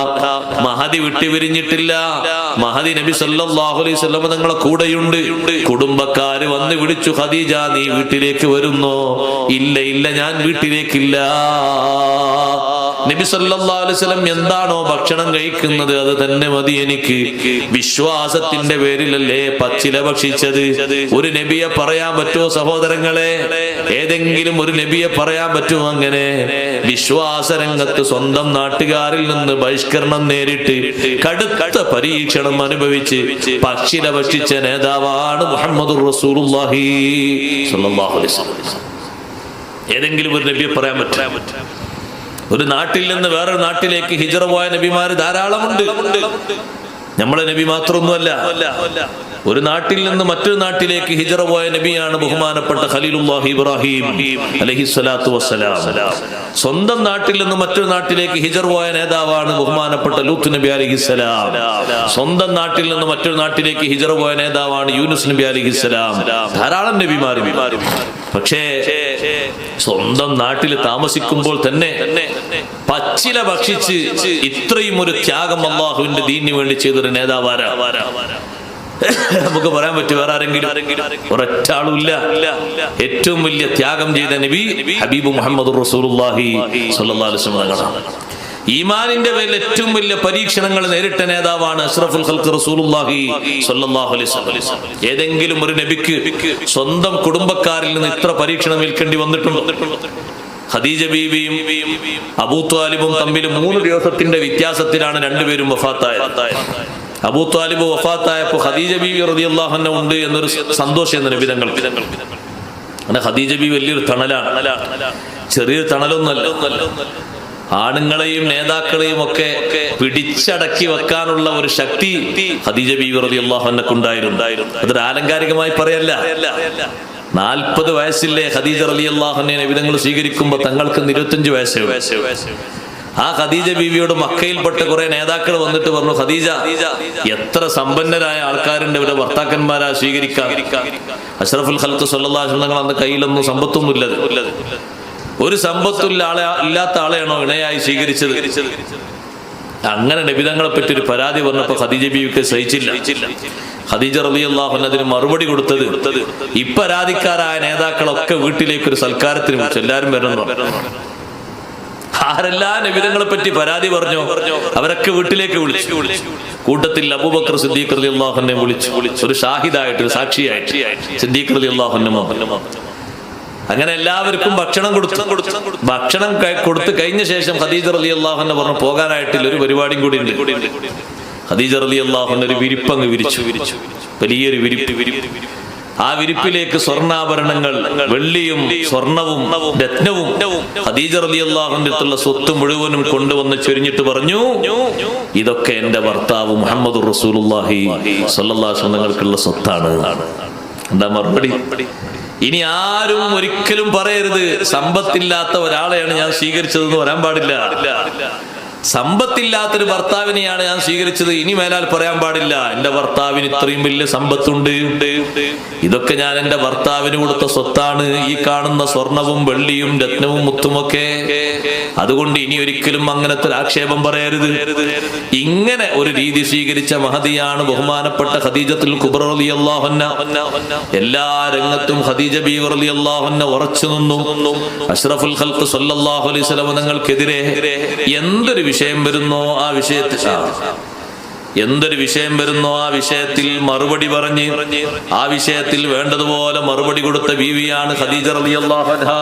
ഒരിക്കലും ഒരു വിഷയത്തിലും തങ്ങളെ ഒറ്റക്കാക്കിയിട്ടില്ല. ആ ഖദീജ ബീവി റളിയല്ലാഹു അൻഹയോട് പറയുന്നു, ഖദീജ, സ്വർഗത്തിലെത്തുമ്പോ എന്റെ 2 ഭാര്യമാരെ കാണും. അതിലൊന്ന് ആസിയ ബീവി റളിയല്ലാഹു അൻഹയാണ്. ആസിയ ബീവിക്ക് എന്റെ ഒരു സലാം പറയണം. നോക്ക്, നിങ്ങൾ അല്ലാഹു തആല ചേർത്തി കൊടുത്തത് മുൻഗാമികളിൽ വിശ്വാസത്തിന്റെ പേരിൽ ഏറ്റവും പരീക്ഷണം സഹിച്ച മഹൽ വനിതയായ ആസിയ ബീവി റളിയല്ലാഹു അൻഹക്ക് ഇണയാക്കി കൊടുക്കുന്നത് ഈ ഉമ്മത്തിലെന്നല്ല, ലോകതലത്തിൽ ഏറ്റവും പരീക്ഷണം സഹിച്ച ഹബീബ് റസൂലുള്ളാഹി സ്വല്ലല്ലാഹു അലൈഹി വസല്ലം തങ്ങളെയാണ് ഇണയാക്കി കൊടുക്കുന്നത്. അത് സ്വർഗത്തിൽ നടക്കുന്ന വലിയൊരു മംഗല്യമാണ്. മുഅ്മിനീങ്ങളൊക്കെ സ്വർഗത്തിലെത്തിയിട്ട് നല്ല ആസ്വാദനത്തോടെ സന്തോഷത്തോടെ സംബന്ധിക്കുന്ന ഒരു കല്യാണമാണത്. പഴയ കാലത്തൊക്കെ വാതിന് തൃക്കല്യാണം എന്നൊരു വിഷയം തന്നെ വെച്ച് വാത് പറയാറുണ്ട്. ഞാൻ നീട്ടിപ്പരത്തി പറയല്ല, പറഞ്ഞ വിഷയം മറക്കരുത്. വിശ്വാസരംഗത്ത് അല്ലാഹു തആല കൊടുത്തൊരു സമ്മാനമാണ്. ആസിയ ബീവി റളിയല്ലാഹു അൻഹ ഒരിക്കൽ പോലും ഫിർഔന് ബന്ധപ്പെട്ടിട്ടില്ല. ഇനി ബന്ധപ്പെടാനുള്ള കഴിവ് അയാൾക്കില്ല. അതുകൊണ്ട് തന്നെ പിന്നെന്തിനാ കല്യാണം കഴിച്ചു നോക്കി? അതൊരു പേരിന് വേണ്ടി, പ്രശസ്തിക്ക് വേണ്ടിയാണ്. ആസിയ ബീവിനെ ഫിർഔന്റെ അണികളിൽപ്പെട്ട ഒരാൾ ആസിയ ബീവിയെ ഒരു സ്ഥലത്ത് വെച്ച് കണ്ടപ്പോ ഹന്നത്ത നാട്ടിൽ ആസിയ ബീവിനെ വെല്ലുന്ന ഒരു സൗന്ദര്യമുള്ള ഒരു പെണ്ണില്ല. അപ്പൊ വന്നിട്ട് ഫിർഔനോട് പറഞ്ഞു, ഞാനും നിങ്ങളൊരു വൈക്ക് വരുമ്പോ നല്ല സൗന്ദര്യമുള്ള ഒരു പെണ്ണിനെ കണ്ടു. നിങ്ങളെ ഭാര്യമാരിൽ ഇപ്പൊ ഒറ്റ ആളിലും അത്ര സൗന്ദര്യമുള്ള ഒരു പെണ്ണില്ല. അപ്പൊ ഫിർഔന്റെ കൊതിയായി. സൗന്ദര്യമുള്ള പെണ്ണൊക്കെ രാജാവിനല്ലേ കിട്ടണ്ടേ, വേറെ ആരും സ്വീകരിക്കാൻ പാടില്ലല്ലോ. ആ ഒരു നിലക്കാണ് ഫിർഔന് ആസിയ ബീവിയെ കല്യാണം ചെയ്യാൻ തീരുമാനിച്ചത്. ആസിയ ബീവി ഫിർഔന്റെ ക്രൂരത മനസ്സിലാക്കിയിട്ട് ഉപ്പാനോട് പറഞ്ഞു, വേണ്ട, ഒരു ക്രൂര മനുഷ്യനെ കൊണ്ട് എന്നെ വിവാഹം നിശ്ചയിക്കണം. ക്രൂരനാണ് അയാൾ. മൂസാ നബി അലൈഹി സ്വലാത്തു വസ്സലാം ജനിക്കുന്നു എന്നൊരു വാർത്ത ജ്യോത്സ്യന്മാർ പറഞ്ഞപ്പോഴേക്ക് 20,000 കുഞ്ഞുങ്ങളെയാണ് അറുത്ത് കൊന്നുകളഞ്ഞത്. 1-2 മക്കളെയല്ല, 20,000 കുഞ്ഞുങ്ങൾ. സൈന്യത്തെ വിട്ട് നാടിന്റെ എല്ലാ ഭാഗങ്ങളിലും മരിച്ചു പെറുക്കി 1 വയസ്സ് 2 വയസ്സ് 3 വയസ്സുള്ള കുട്ടികളെ മുഴുവനും അറുത്ത് കൊന്നുകളഞ്ഞു. പക്ഷെ അള്ളാഹുവിന്റെ തീരുമാനം തടയാൻ കഴിയില്ലല്ലോ. എത്ര എണ്ണത്തിനെ കൊന്നാലും അള്ളാഹു തആലയുടെ തീരുമാനം തടയാൻ ആർക്കെങ്കിലും കഴിയോ? ഇത്രയും ക്രൂരത ചെയ്ത് ബനി ഇസ്രായേൽക്കാരെ പീഡിപ്പിക്കുന്ന ഈ മനുഷ്യന് ഇണയായിട്ട് പക്ഷെ ഫിറൗന് ഭീഷണിപ്പെടുത്തി, കെട്ടിച്ചു തന്നില്ലെങ്കിൽ കുടുംബത്തെ മുഴുവനും കൊന്നുകളയുന്നു താക്കീത് ചെയ്തു. അപ്പോഴാണ് ആസിയ ബീവി വഴങ്ങിയത്. കാരണം ഞാൻ കാരണം എന്റെ കുടുംബങ്ങൾ മൊത്തം പണിയായി പോകണ്ടല്ലോ. പക്ഷേ ഫിറഔന് ആസിയ ബീവിയോട് ബന്ധപ്പെടാനുള്ള ഒരു കഴിവില്ല. ലിഅന്നഹു കാന അശല്ല, അയാൾ അതിന് കഴിവില്ലാത്തൊരു മനുഷ്യനെയാണ്. ഒരു വന്യങ്കരണം വരുത്തിയ ആളെ പോലെയാണ് ഫിറൗന്റെ ജീവിതം. ശാരീരികമായി ബന്ധപ്പെടാൻ അസ്വസ്ഥതകളുണ്ട്. ലൈംഗികമായ കഴിവില്ലാത്ത ആളായിരുന്നു ഫിറഔൻ. അത് അല്ലാഹു തആല നിശ്ചയിച്ചു വെച്ചത് അങ്ങനെയാണ്. കാരണം ആസിയ ബീവി ചേരേണ്ടതിനെ ചേരാൻ പറ്റുള്ളൂ. ആസിയ ബീവി വിശ്വാസരംഗത്ത് ഇത്രയും കരുത്തുള്ള ഒരു മഹദിയാണ്. ആ മഹദി ചേരേണ്ടത് ലോകത്തിന്റെ നേതാവ് ഹബീബ് മുഹമ്മദ് റസൂലുള്ളാഹി സ്വല്ലല്ലാഹു അലൈഹി വസല്ലം കൂടെയാണ്. തങ്ങൾക്കുള്ള ഇണയാണ്. അതുകൊണ്ട് ഫിറൗന് ബന്ധപ്പെടാൻ പാടില്ല. ഫിറൗന് നേരത്തെ കഴിവില്ല. ഇണകളായിട്ട് കുറെ ആൾക്കാരുണ്ട്. ഒറ്റ മകനുമില്ലല്ലോ ഫിറൗന്. എവിടെ മകന്? ആണും പെണ്ണായിട്ടൊരു കുട്ടിയില്ല. കുറെ മക്കൾ ആരെങ്കിലും ഉണ്ടോ? ഒരു മകനുമില്ല. ഫിറൗന് ജ്യേഷ്ഠന്മാരും മറ്റും പലരും ഉണ്ട്. അവർക്കൊക്കെ മക്കളുണ്ട്. ഫിറൗൻ ആരുമില്ല. ഫിറൗൻ എന്ന് ഖുർആനിൽ പേരെടുത്ത് പറയുന്ന ഫിറൗൻ, റയ്യാൻ ബിൻ വലീദ് എന്ന പേരുള്ള ഫിറൗനെ പറയാം. ഫിറൗൻ എന്ന ഒരു വിളിപ്പേരാണ്. മിസ്ർ ഭരിക്കുന്ന ആളുകൾക്കൊക്കെ അന്ന് പറയുന്ന പേരാണ് ഫിറൗൻ. അന്നൽക്ക് വന്ന പേരാണത്. ആ ബനി ഇസ്രായേൽക്കാരെ തിബുത്തികളുടെ ഭരണാധികാരിക്ക് വരുന്ന പേരാണ് ഫിറൗൻ. മിസ്ർ ഭരിക്കുന്ന ആൾക്ക് അസീസ് എന്ന് പറയും. തിബുത്തികളെ ഭരിക്കുന്ന ആളുകൾക്ക് പറയുന്ന പേരാണ് ഫിറൗൻ. അവരെ കൂട്ടത്തിൽപ്പെട്ട വലിയൊരു തലവൻ. പറഞ്ഞു വന്നത്, ആ ഫിറഔനിന്റെ ഇണയായി ജീവിക്കുമ്പോഴും വിശ്വാസം കാത്തു സൂക്ഷിച്ച് പരീക്ഷണങ്ങൾ സഹിച്ച് ആ പരീക്ഷണത്തിൽ വിജയിച്ച് ആഖിറത്തിലേക്ക് പോയ ആസിയ ബീവി റളിയല്ലാഹു അൻഹക്ക് ദുനിയാവിൽ ഏറ്റവും പരീക്ഷണം സഹിച്ച മുഹമ്മദ് റസൂലുള്ളാഹി സ്വല്ലല്ലാഹു അലൈഹി വസല്ലമയാണ് അല്ലാഹു ഇണയാക്കി കൊടുത്തത്. നോക്കണം നിങ്ങൾ, നബി സല്ലല്ലാഹു അലൈഹി വസല്ലം സഹിച്ച ത്യാഗം ചെറുതല്ല. നമ്മളൊന്നും വിശ്വാസരംഗത്ത് ഒരു പരീക്ഷണവും സഹിച്ചിട്ടില്ല. നമ്മൾ എന്ത് പരീക്ഷണം സഹിച്ചത്? നമുക്ക് അല്ലാഹു തആല ഏറെ സുഖമാ തന്നത്. ആ സുഖം കണക്കിലാക്കിയിട്ട് ഉള്ള വിശ്വാസത്തെ വർദ്ധിപ്പിക്കണം, പ്രോജ്വലിപ്പിക്കണം, കരുത്തു കൂട്ടണം. ഈമാനിന് കരുത്തു കുറക്കാൻ പാടില്ല. സ്വന്തം കുടുംബക്കാരെ സഹായം സ്വീകരിച്ചുകൊണ്ടാണ് അബൂ ത്വാലിബിന്റെ വഫാത്തിന് ശേഷം നബി സല്ലല്ലാഹു അലൈഹി വസല്ലം ത്വായിഫിലേക്ക് പോയത്. നമ്മൾ ഇന്നും കാണുന്ന പേര് കേൾക്കുന്ന ത്വായിഫ് ഫലഭൂയിഷ്ടമായ മണ്ണാണ്. ഇന്നും ഒരുപാട് ഈത്തപ്പന തോട്ടങ്ങളുടെ മണ്ണാണ് ത്വായിഫ്. ആ ത്വായിഫിലേക്ക് തങ്ങൾ എത്തിയപ്പോ അമ്മാവന്മാരുടെ മക്കൾ, അവര് ബന്ധുക്കൾ തന്നെയാണല്ലോ, കുടുംബക്കാർ തന്നെയാണ്. അവരെന്ത് ചെയ്തു? നേർക്ക് നേരെ ചീത്ത പറയാൻ മടിച്ചപ്പോ കുട്ടികളെ അഴിച്ചുവിട്ടു. നബിതങ്ങൾക്കെതിരെ ഭ്രാന്തന്മാരെ കയ്യിൽ കല്ല് കൊടുത്തു വിട്ടു തങ്ങളെ എറിയാൻ. അവിടുത്തെ ശരീരത്തിൽ നിന്ന് ആദ്യമായി രക്തം മുറ്റിയ മണ്ണാണ് ത്വായിഫ് എന്ന മണ്ണ്. പാദത്തിൽ നിന്ന് രക്തമുറ്റിയ, ശറഫാക്കപ്പെട്ട തിരുപാദത്തിൽ നിന്ന് രക്തമുറ്റി. നബി സല്ലല്ലാഹു അലൈഹി വസല്ലം തങ്ങളുടെ കൂടെ ഉണ്ടായിരുന്ന സെയ്ദ് ഇബ്നു ഹാരിഥ റളിയല്ലാഹുവിന്റെ തലക്ക് ഏറുകൊണ്ട് തല പൊട്ടിപ്പോയി. ശരിക്ക് തലയുടെ ഒരു ഭാഗം ഇങ്ങനെ വിണ്ട് കീറിപ്പോയി. തലയോട്ടി കാണുന്ന വിധത്തിലാണ് ശക്തമായി ഏറ് വന്നത്. തങ്ങൾ സെയ്ദിനോട് പറഞ്ഞു, സെയ്ദേ, നിങ്ങൾ വേഗം മക്കയിലേക്ക് തിരിക്കണം. ജനങ്ങളാരും കാണാത്ത വഴിയിലൂടെ മക്കയിൽ പ്രവേശിക്കണം. നിങ്ങൾ അവിടെ താമസിക്കണം, വീട്ടിൽ പോയി താമസിക്കണം. ഞാൻ അങ്ങോട്ട് എത്തിക്കൊള്ളാം, എന്നെ പറ്റി നിങ്ങൾ ചിന്തിക്കണ്ട. തൊട്ടടുത്തുള്ളൊരു തോട്ടത്തിൽ, ഒരു മുന്തിരി തോട്ടത്തിൽ പോയി നബി സല്ലല്ലാഹു അലൈഹി വസല്ലം വിശ്രമിക്കുകയാണ്. വിശ്രമിക്കുമ്പോഴാണ് ജിബ്രീൽ അലൈഹിസ്സലാം എന്ന് ചോദിച്ചത്, അല്ലാഹുവിന്റെ റസൂലേ, അല്ലാഹുവിന്റെ ഉത്തരവുമായിട്ടാ വന്നത്. ഞാൻ ഒറ്റക്കല്ല, ഈ കാണുന്ന മലകളുടെ ചുമതലയുള്ള മലക്കിനെയും അല്ലാഹു എന്റെ കൂടെ വിട്ടിട്ടുണ്ട്. തങ്ങൾ ഒറ്റക്കാര്യം പറഞ്ഞാ മതി, ഈ കാണുന്ന സമൂഹത്തെ, ത്വായിഫിലുള്ള സമൂഹത്തെ അങ്ങ് നശിപ്പിക്കാൻ ഈ രണ്ട് മലയും ഒന്നിങ്ങനെ കൂട്ടിയാൽ മതി. പിന്നെ ത്വായിഫ് എന്ന നാട് ചരിത്രത്തിലില്ല. പക്ഷേ നബി സല്ലല്ലാഹു അലൈഹി വസല്ലം തങ്ങളുടെ കുടുംബ സ്നേഹം, തങ്ങളെ മനസ്സിലുള്ള സ്നേഹം വല്ലാത്തൊരു സ്നേഹമാണ്. കുടുംബക്കാരാണ്. വിവരം കുറവ് കൊണ്ടാണ് അവരിത് ചെയ്തത്. നല്ല വിവരം അവർക്ക് കിട്ടിയാൽ അവർ ഹിദായത്തിൽ വരുമല്ലോ. പിന്നീട് അവർ ചിന്തിച്ച് മടങ്ങിക്കൊള്ളും. അതുകൊണ്ട് ശിക്ഷിക്കണ്ട, എന്റെ കുടുംബക്കാരെ ഒന്നും ചെയ്യണ്ട. ജിബ്രീൽ അലൈഹിസ്സലാമിനോട് തങ്ങൾ അങ്ങനെയാ കൽപ്പിച്ചത്. ഏറ്റവും വലിയ പ്രയാസം തങ്ങൾ ജീവിതത്തിൽ നേരിട്ടത് അതാണ്. ആയിഷ റളിയല്ലാഹു അൻഹ ചോദിച്ചല്ലേ, നബിയെ, ഉഹുദ് യുദ്ധത്തെക്കാൾ കഠിന പ്രയാസം നിങ്ങൾക്ക് വന്നിട്ടുണ്ടോ? ഉണ്ട്. ആ പ്രയാസമാണ് ഈ വിശദീകരിച്ചത്. അബൂ ത്വാലിബിന്റെ വഫാത്തിന് ശേഷം ത്വായിഫിലേക്ക് പോയപ്പോ സ്വന്തം കുടുംബക്കാരാണ് കല്ലെറിഞ്ഞത്. ആ കുടുംബക്കാരാണ് കൂക്കി വിളിക്കാൻ ആളെ വിട്ടത്. തങ്ങളങ്ങനെ വിശ്രമിക്കുന്നത് കണ്ടപ്പോ നബി സല്ലല്ലാഹു അലൈഹി വസല്ലം തങ്ങളെ വിളിച്ചു പറഞ്ഞു, ഒന്ന് രഹസ്യമാക്കി കൂടെ ഈ പ്രബോധനം? അപ്പൊ നബി സല്ലല്ലാഹു അലൈഹി വസല്ലം പറഞ്ഞു, എന്നോട് അല്ലാഹു പരസ്യമാക്കാനാ പറഞ്ഞത്. ഫസ്ദഅ ബിമാ തുഅ്മറു വഅരിദ് അനിൽ മുശ്രിക്കീൻ. 3 കൊല്ലം രഹസ്യ പ്രബോധനം കഴിഞ്ഞപ്പോ പിന്നെ പരസ്യമാക്കാനുള്ള ഓർഡർ വന്നു. കൽപ്പിക്കപ്പെട്ടത് പരസ്യമാക്കി പറയൂ നബിയെ. മുശ്രിക്കുകൾ എന്ത് പറയുന്നു എന്ന് തങ്ങൾ നോക്കണ്ട, അത് നമ്മൾ ഏറ്റെടുത്തു. ഇന്നാ കഫൈനാകൽ മുസ്തഹ്സിഈൻ. പരിഹസിക്കുന്ന ആളുകൾക്ക് കൊടുക്കേണ്ടത് നമ്മൾ അങ്ങ് കൊടുക്കും. തങ്ങൾ അത് വിഷയമാക്കണ്ട. തങ്ങളുടെ ഉത്തരവാദിത്വം നിറവേറ്റിക്കൊണ്ട് പ്രബോധനം തുടരുക, പരസ്യമാക്കി പറയുക. അബൂ ത്വാലിബ് രഹസ്യമാക്കാൻ പറഞ്ഞപ്പോ അബൂ ത്വാലിബിനോട് നബി സല്ലല്ലാഹു അലൈഹി വസല്ലം തങ്ങൾ പറഞ്ഞു, നിങ്ങൾക്ക് എന്നെ വേണമെങ്കിൽ, നിങ്ങൾക്ക് ഞാൻ ഇത് നടത്തുന്നതിൽ പ്രയാസമുണ്ടെങ്കിൽ നിങ്ങൾ എന്റെ ബന്ധം അങ്ങ് വിട്ടേക്കൂ, നിങ്ങൾ എന്റെ കാര്യം വിട്ടേക്കൂ, നിങ്ങൾ എന്നെ നോക്കേണ്ടതില്ല. ഞാൻ എന്റെ സ്വന്തം വഴിക്കങ്ങ് പ്രബോധനം തുടർന്നേക്കാം. അബൂ ത്വാലിബിന്റെ മനസ്സിൽ വിഷമായി. ഇത്രയും കാലം കാത്തു സൂക്ഷിച്ച ബന്ധം എന്റെ ഒരു വർത്തമാനം കൊണ്ട് അസ്തമിച്ചു പോകോ? ഇനി മുതൽ ഈ ബന്ധം നഷ്ടപ്പെട്ടു പോകോ എന്ന് ചിന്തിച്ച് മടക്കി വിളിച്ചിട്ട് അബൂ ത്വാലിബ് പറഞ്ഞു, പരസ്യമായി പ്രബോധനം ചെയ്തു, ഞാൻ എല്ലാവിധ പിന്തുണയും തരാം. ഒരൊറ്റ കുട്ടിയും നിങ്ങളെ തൊടൂല. ഞാൻ ഹയാത്തിലുള്ള കാലത്ത് ഒരു കുട്ടിയും നിങ്ങളെ ശരീരത്തിൽ കൈവെക്കൂല. ഒരാളും നിങ്ങളെ പ്രബോധനത്തെ എതിർക്കാൻ ധൈര്യപ്പെട്ടു വരൂല. ഈ ഒരു വലിയ പ്രൊട്ടക്ഷൻ നൽകിയത് കൊണ്ടാണ് സഹോദരങ്ങളെ അബൂ ത്വാലിബിന് താൽക്കാലികമായിട്ട് ആകൃതി രക്ഷ കിട്ടുന്നത്. പക്ഷെ നമ്മൾ അവിടെ മനസ്സിലാക്കേണ്ട ഒരു കാര്യമുണ്ട്. ഈമാനിന്റെ സൗന്ദര്യം നോക്ക് നിങ്ങൾ. ആ അബൂ ത്വാലിബിൽ നിന്ന് നബി സല്ലല്ലാഹു അലൈഹി വസല്ലം ഏറ്റവും അധികം ആഗ്രഹിച്ചത് ഭക്ഷണം കൊടുക്കലല്ല, വസ്ത്രം കൊടുക്കലല്ല, വീട് കൊടുക്കലല്ല. അഷ്ഹദു അല്ലാ ഇലാഹ ഇല്ലല്ലാഹ് വ അഷ്ഹദു അന്ന മുഹമ്മദുർ റസൂലുള്ളാഹ്. അതൊന്ന് പരസ്യമാക്കി പറയലാണ്, ഒന്ന് ഉറക്കെ പറയാ, ഉള്ളിലുള്ള ആ വിശ്വാസം ഒന്ന് പുറത്തു പറയാ. അതിനൊരു വിസമ്മതമാണ് അബൂ ത്വാലിബിന് വന്നത്. അതുകൊണ്ടാണ് നരകത്തിലെ ഏറ്റവും ചെറിയ ശിക്ഷ അനുഭവിക്കുന്ന ആളായിട്ട് അബൂ ത്വാലിബ് മാറിയത്.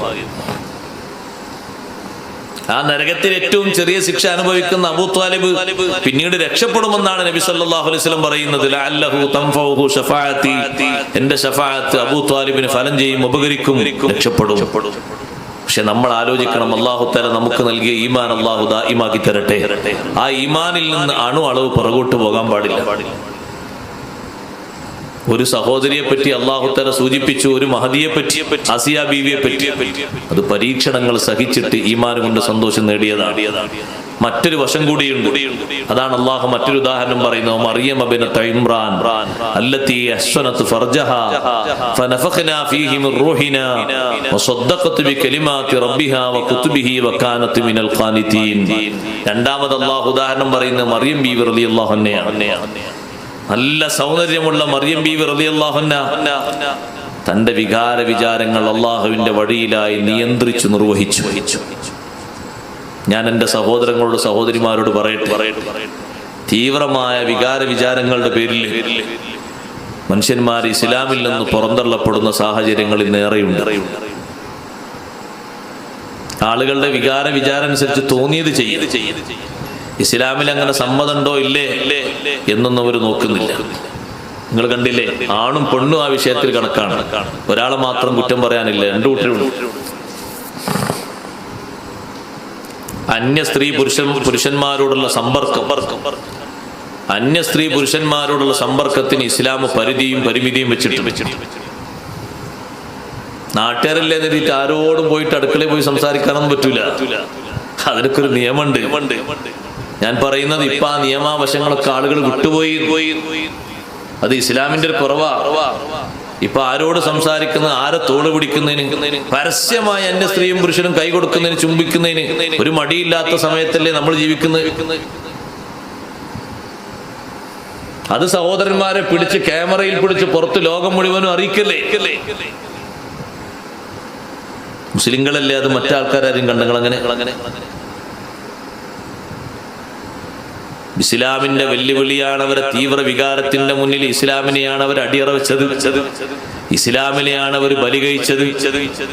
എന്നിട്ട് സ്വന്തം ബാപ്പയും ഉമ്മയും പറഞ്ഞത് കേൾക്കാതെ 10, 16, 18 കൊല്ലത്തോളം നോക്കിപ്പോ വളർത്തി വിദ്യാഭ്യാസങ്ങൾ നൽകിയ ബാപ്പയും ഉമ്മയും പറഞ്ഞു കേൾക്കാതെ ആണും പെണ്ണും അവരെ ഇഷ്ടങ്ങൾക്കനുസരിച്ച് വിചാരങ്ങൾക്കനുസരിച്ച് തോന്നുന്നവരോട് കൂടെ ഇറങ്ങിപ്പോകുന്ന സാഹചര്യം എത്ര കഠിനമാണ്. എന്താ മോനെ നിങ്ങളൊന്ന് ശ്രദ്ധിക്കും. നീങ്ങി കുറച്ച് നീങ്ങി കസേര വേണം ഉണ്ടല്ലോ, ഇരിക്കാൻ ബുദ്ധിമുട്ടുണ്ടോ? എന്നാ നേരിക്കും. കുറച്ചു നേരം ശ്രദ്ധിക്കുക. തങ്ങളിപ്പാ പോന്നാന്ന് കുറച്ചു നേരം ശ്രദ്ധിക്കുക. മറിയം ബീവി റളിയല്ലാഹു അൻഹ അഹ്സനത് ഫർജഹാ, അത്ര സൗന്ദര്യമുള്ള മഹദിയായിട്ടും സ്വകാര്യത കാത്തു സൂക്ഷിച്ചു. അതൊരു ഈമാനാണ്. അള്ളാഹു നമുക്ക് തന്ന സ്വകാര്യത കാത്തു സൂക്ഷിക്കണം. വികാരങ്ങൾക്കൊരു സംരക്ഷണമുണ്ട്, ഒരു സൂക്ഷിപ്പുണ്ട്. അത് തോന്നും പോലെ പറയാനും തോന്നും പോലെ വികാരങ്ങൾ ഇളക്കി വിടാനുള്ളതല്ല. അള്ളാഹു നൽകിയ വികാരങ്ങൾ സ്വകാര്യമായി സൂക്ഷിക്കണം. അതിനാണ് ഹലാലായ ഇണയെ തരുന്നത്. വിശുദ്ധ ദീന് ഹലാലാക്കി ഇണയെ സ്വീകരിക്കണം. അതിന്റെ പാകത്തിലും അതിന്റെ സമയത്തിലും തോന്നുന്ന രൂപത്തിൽ തോന്നുന്ന ആളുകളുടെ കൂടെ പോകാനോ, കൈപിടിക്കാനോ, സംസാരിക്കാനോ, സമ്പർക്കത്തിലാകാനോ വിശുദ്ധ ഇസ്ലാം അതിന് പെർമിറ്റ് തന്നിട്ടില്ല. മുഅ്മിനീങ്ങളോടും മുഅ്മിനാത്തിനോടും ആണുങ്ങളോടും പെണ്ണുങ്ങളോടും വെവ്വേറെ അല്ലാഹു സുബ്ഹാനഹു വ തആല പറഞ്ഞ വിഷയമാണ്. ഖുല്ലിൽ മുഅ്മിനീന യഗുല്ലൂ മിൻ അബ്സാരിഹിം വയഹ്ഫളൂ ഫുറൂജഹും ദാലിക അസ്കാ ലഹും ഇന്നല്ലാഹ ഖബീറും ബിമാ യസ്നഊൻ. വിശ്വാസികളായ ആണുങ്ങളോട് പറയണം നബിയേ, യഗുല്ലൂ മിൻ അബ്സാരിഹിം, കാണാത്ത രംഗങ്ങൾ മുന്നിൽ വരുമ്പോ കണ്ണ് ചിമ്മണം. അന്യ സ്ത്രീകളെ മുന്നിൽ വരുമ്പോ ഓപ്പണായി നോക്കരുത്, കണ്ണ് ചിമ്മണം. മറ്റു പല ഭാഗത്തേക്കും നോട്ടങ്ങൾ തിരിക്കണം. വയഹ്ഫളൂ ഫുറൂജഹും, സ്വകാര്യതകളെ സൂക്ഷിക്കണം. ദാലിക അസ്കാ ലഹും, അതാണ് അവരെ ഈമാനിന് അല്ലാഹു നൽകുന്ന ഏറ്റവും വലിയ പരിശുദ്ധി. അല്ലെങ്കിൽ മനുഷ്യന്റെ അവന്റെ ഈമാൻ പണയപ്പെടുത്തി പോകും. പല ഭാഗത്തേക്കും അവൻ തിരിഞ്ഞു പോകും. അവന്റെ താല്പര്യങ്ങൾക്കനുസരിച്ച് ബന്ധങ്ങളും അല്ലാത്തതും നോക്കൂല. അവന്റെ ഇഷ്ടത്തിനനുസരിച്ചാണോ തോന്നുന്ന രൂപത്തിൽ പോകും. സഹോദരങ്ങളെ, അങ്ങനെ പറ്റുമോ ഇസ്ലാമില്? സ്വന്തം വികാരങ്ങൾക്ക് അല്ലാഹു തആല നിയന്ത്രണം തന്നിട്ടുണ്ട്. ആ നാട്ടിൽ ജീവിക്കുന്ന മറിയം ബീവി റളിയല്ലാഹു അൻഹ എത്ര സുരക്ഷിതമായിട്ടാണ് അവിടുത്തെ സൗന്ദര്യത്തെ സൂക്ഷിച്ച് നടത്തിയത്. അപ്പോഴല്ലേ അല്ലാഹു തആല ഒരു സമ്മാനം നൽകിയത്. ഫനഫഖ്നാ ഫീഹി മിർ റൂഹിനാ. ആ മറിയം ബീവി റളിയല്ലാഹു അൻഹക്ക് മറ്റൊരു ഇണയെ ചേർക്കാതെ തന്നെ, ഒരു ഭർത്താവിന് നൽകാതെ തന്നെ നമ്മുടെ റൂഹിൽ നിന്ന് മറിയം ബീവിയിൽ നമ്മൾ നിക്ഷേപിച്ചു. ഒരാൺകുഞ്ഞിനെ നമ്മൾ നൽകി. അതാണ് ഈസാ നബി അലൈഹിസ്സലാം. ഈസാ നബി അലൈഹിസ്സലാത്തു വസ്സലാമിനെ ഒരു ഭർത്താവിന്റെ സഹായമില്ലാതെ അല്ലാഹു തആല ഡയറക്റ്റായി നൽകിയത് മറിയം ബീവിയുടെ പരിശുദ്ധി ലോകത്ത് വെളിവാക്കിയതാണ്. ഖുർആനിൽ 7 സ്ഥലങ്ങളിൽ ഈ ചരിത്രം ആവർത്തിച്ചു പറഞ്ഞിട്ടുണ്ട്. അല്ലതീ അഹ്സനത് ഫർജഹാ. സ്വകാര്യതകൾ കാത്തു സൂക്ഷിക്കണം. മുഅ്മിനീങ്ങളോട് മുഅ്മിനാത്തുകളോട് പറയട്ടെ, നോക്കാൻ പാടില്ലാത്തതിലേക്ക് നോക്കരുത്. പെണ്ണുങ്ങളോടും അല്ലാഹു പറഞ്ഞു, വകുല്ലിൽ മുഅ്മിനാതി യഗ്ളുദ്ന മിൻ അബ്സാരിഹിന്ന വയഹ്ഫദ്ന ഫുറൂജഹുന്ന. നോട്ടങ്ങൾ നിയന്ത്രിക്കണം. സ്ത്രീകളും അവരുടെ സ്വകാര്യതകൾ കാത്തു സൂക്ഷിക്കണം. സ്വകാര്യമായ ഒരു അവയവങ്ങളും പുറത്തേക്ക് വെളിവാക്കരുത്. വളരെ സുരക്ഷിതമായി സൂക്ഷിച്ച് നടക്കണം. ഈമാൻ ഉണ്ടെങ്കിലേ അതിന് കഴിയുള്ളൂ, അല്ലേ കഴിയൂല. ഈമാന്റെ കുറവ് ഞാൻ പറഞ്ഞിട്ടേ, നമ്മളെ നാട്ടിന്റെ അടുത്തുള്ള ആളെ പേരൊന്നും ചോദിക്കണ്ട. ആളെ പേരൊന്നും ഈ പള്ളിയിൽ വെച്ച് പറഞ്ഞ അത്ര ഉചിതല്ല. ആളത്ര അല്ല മഹാനൊന്നല്ല.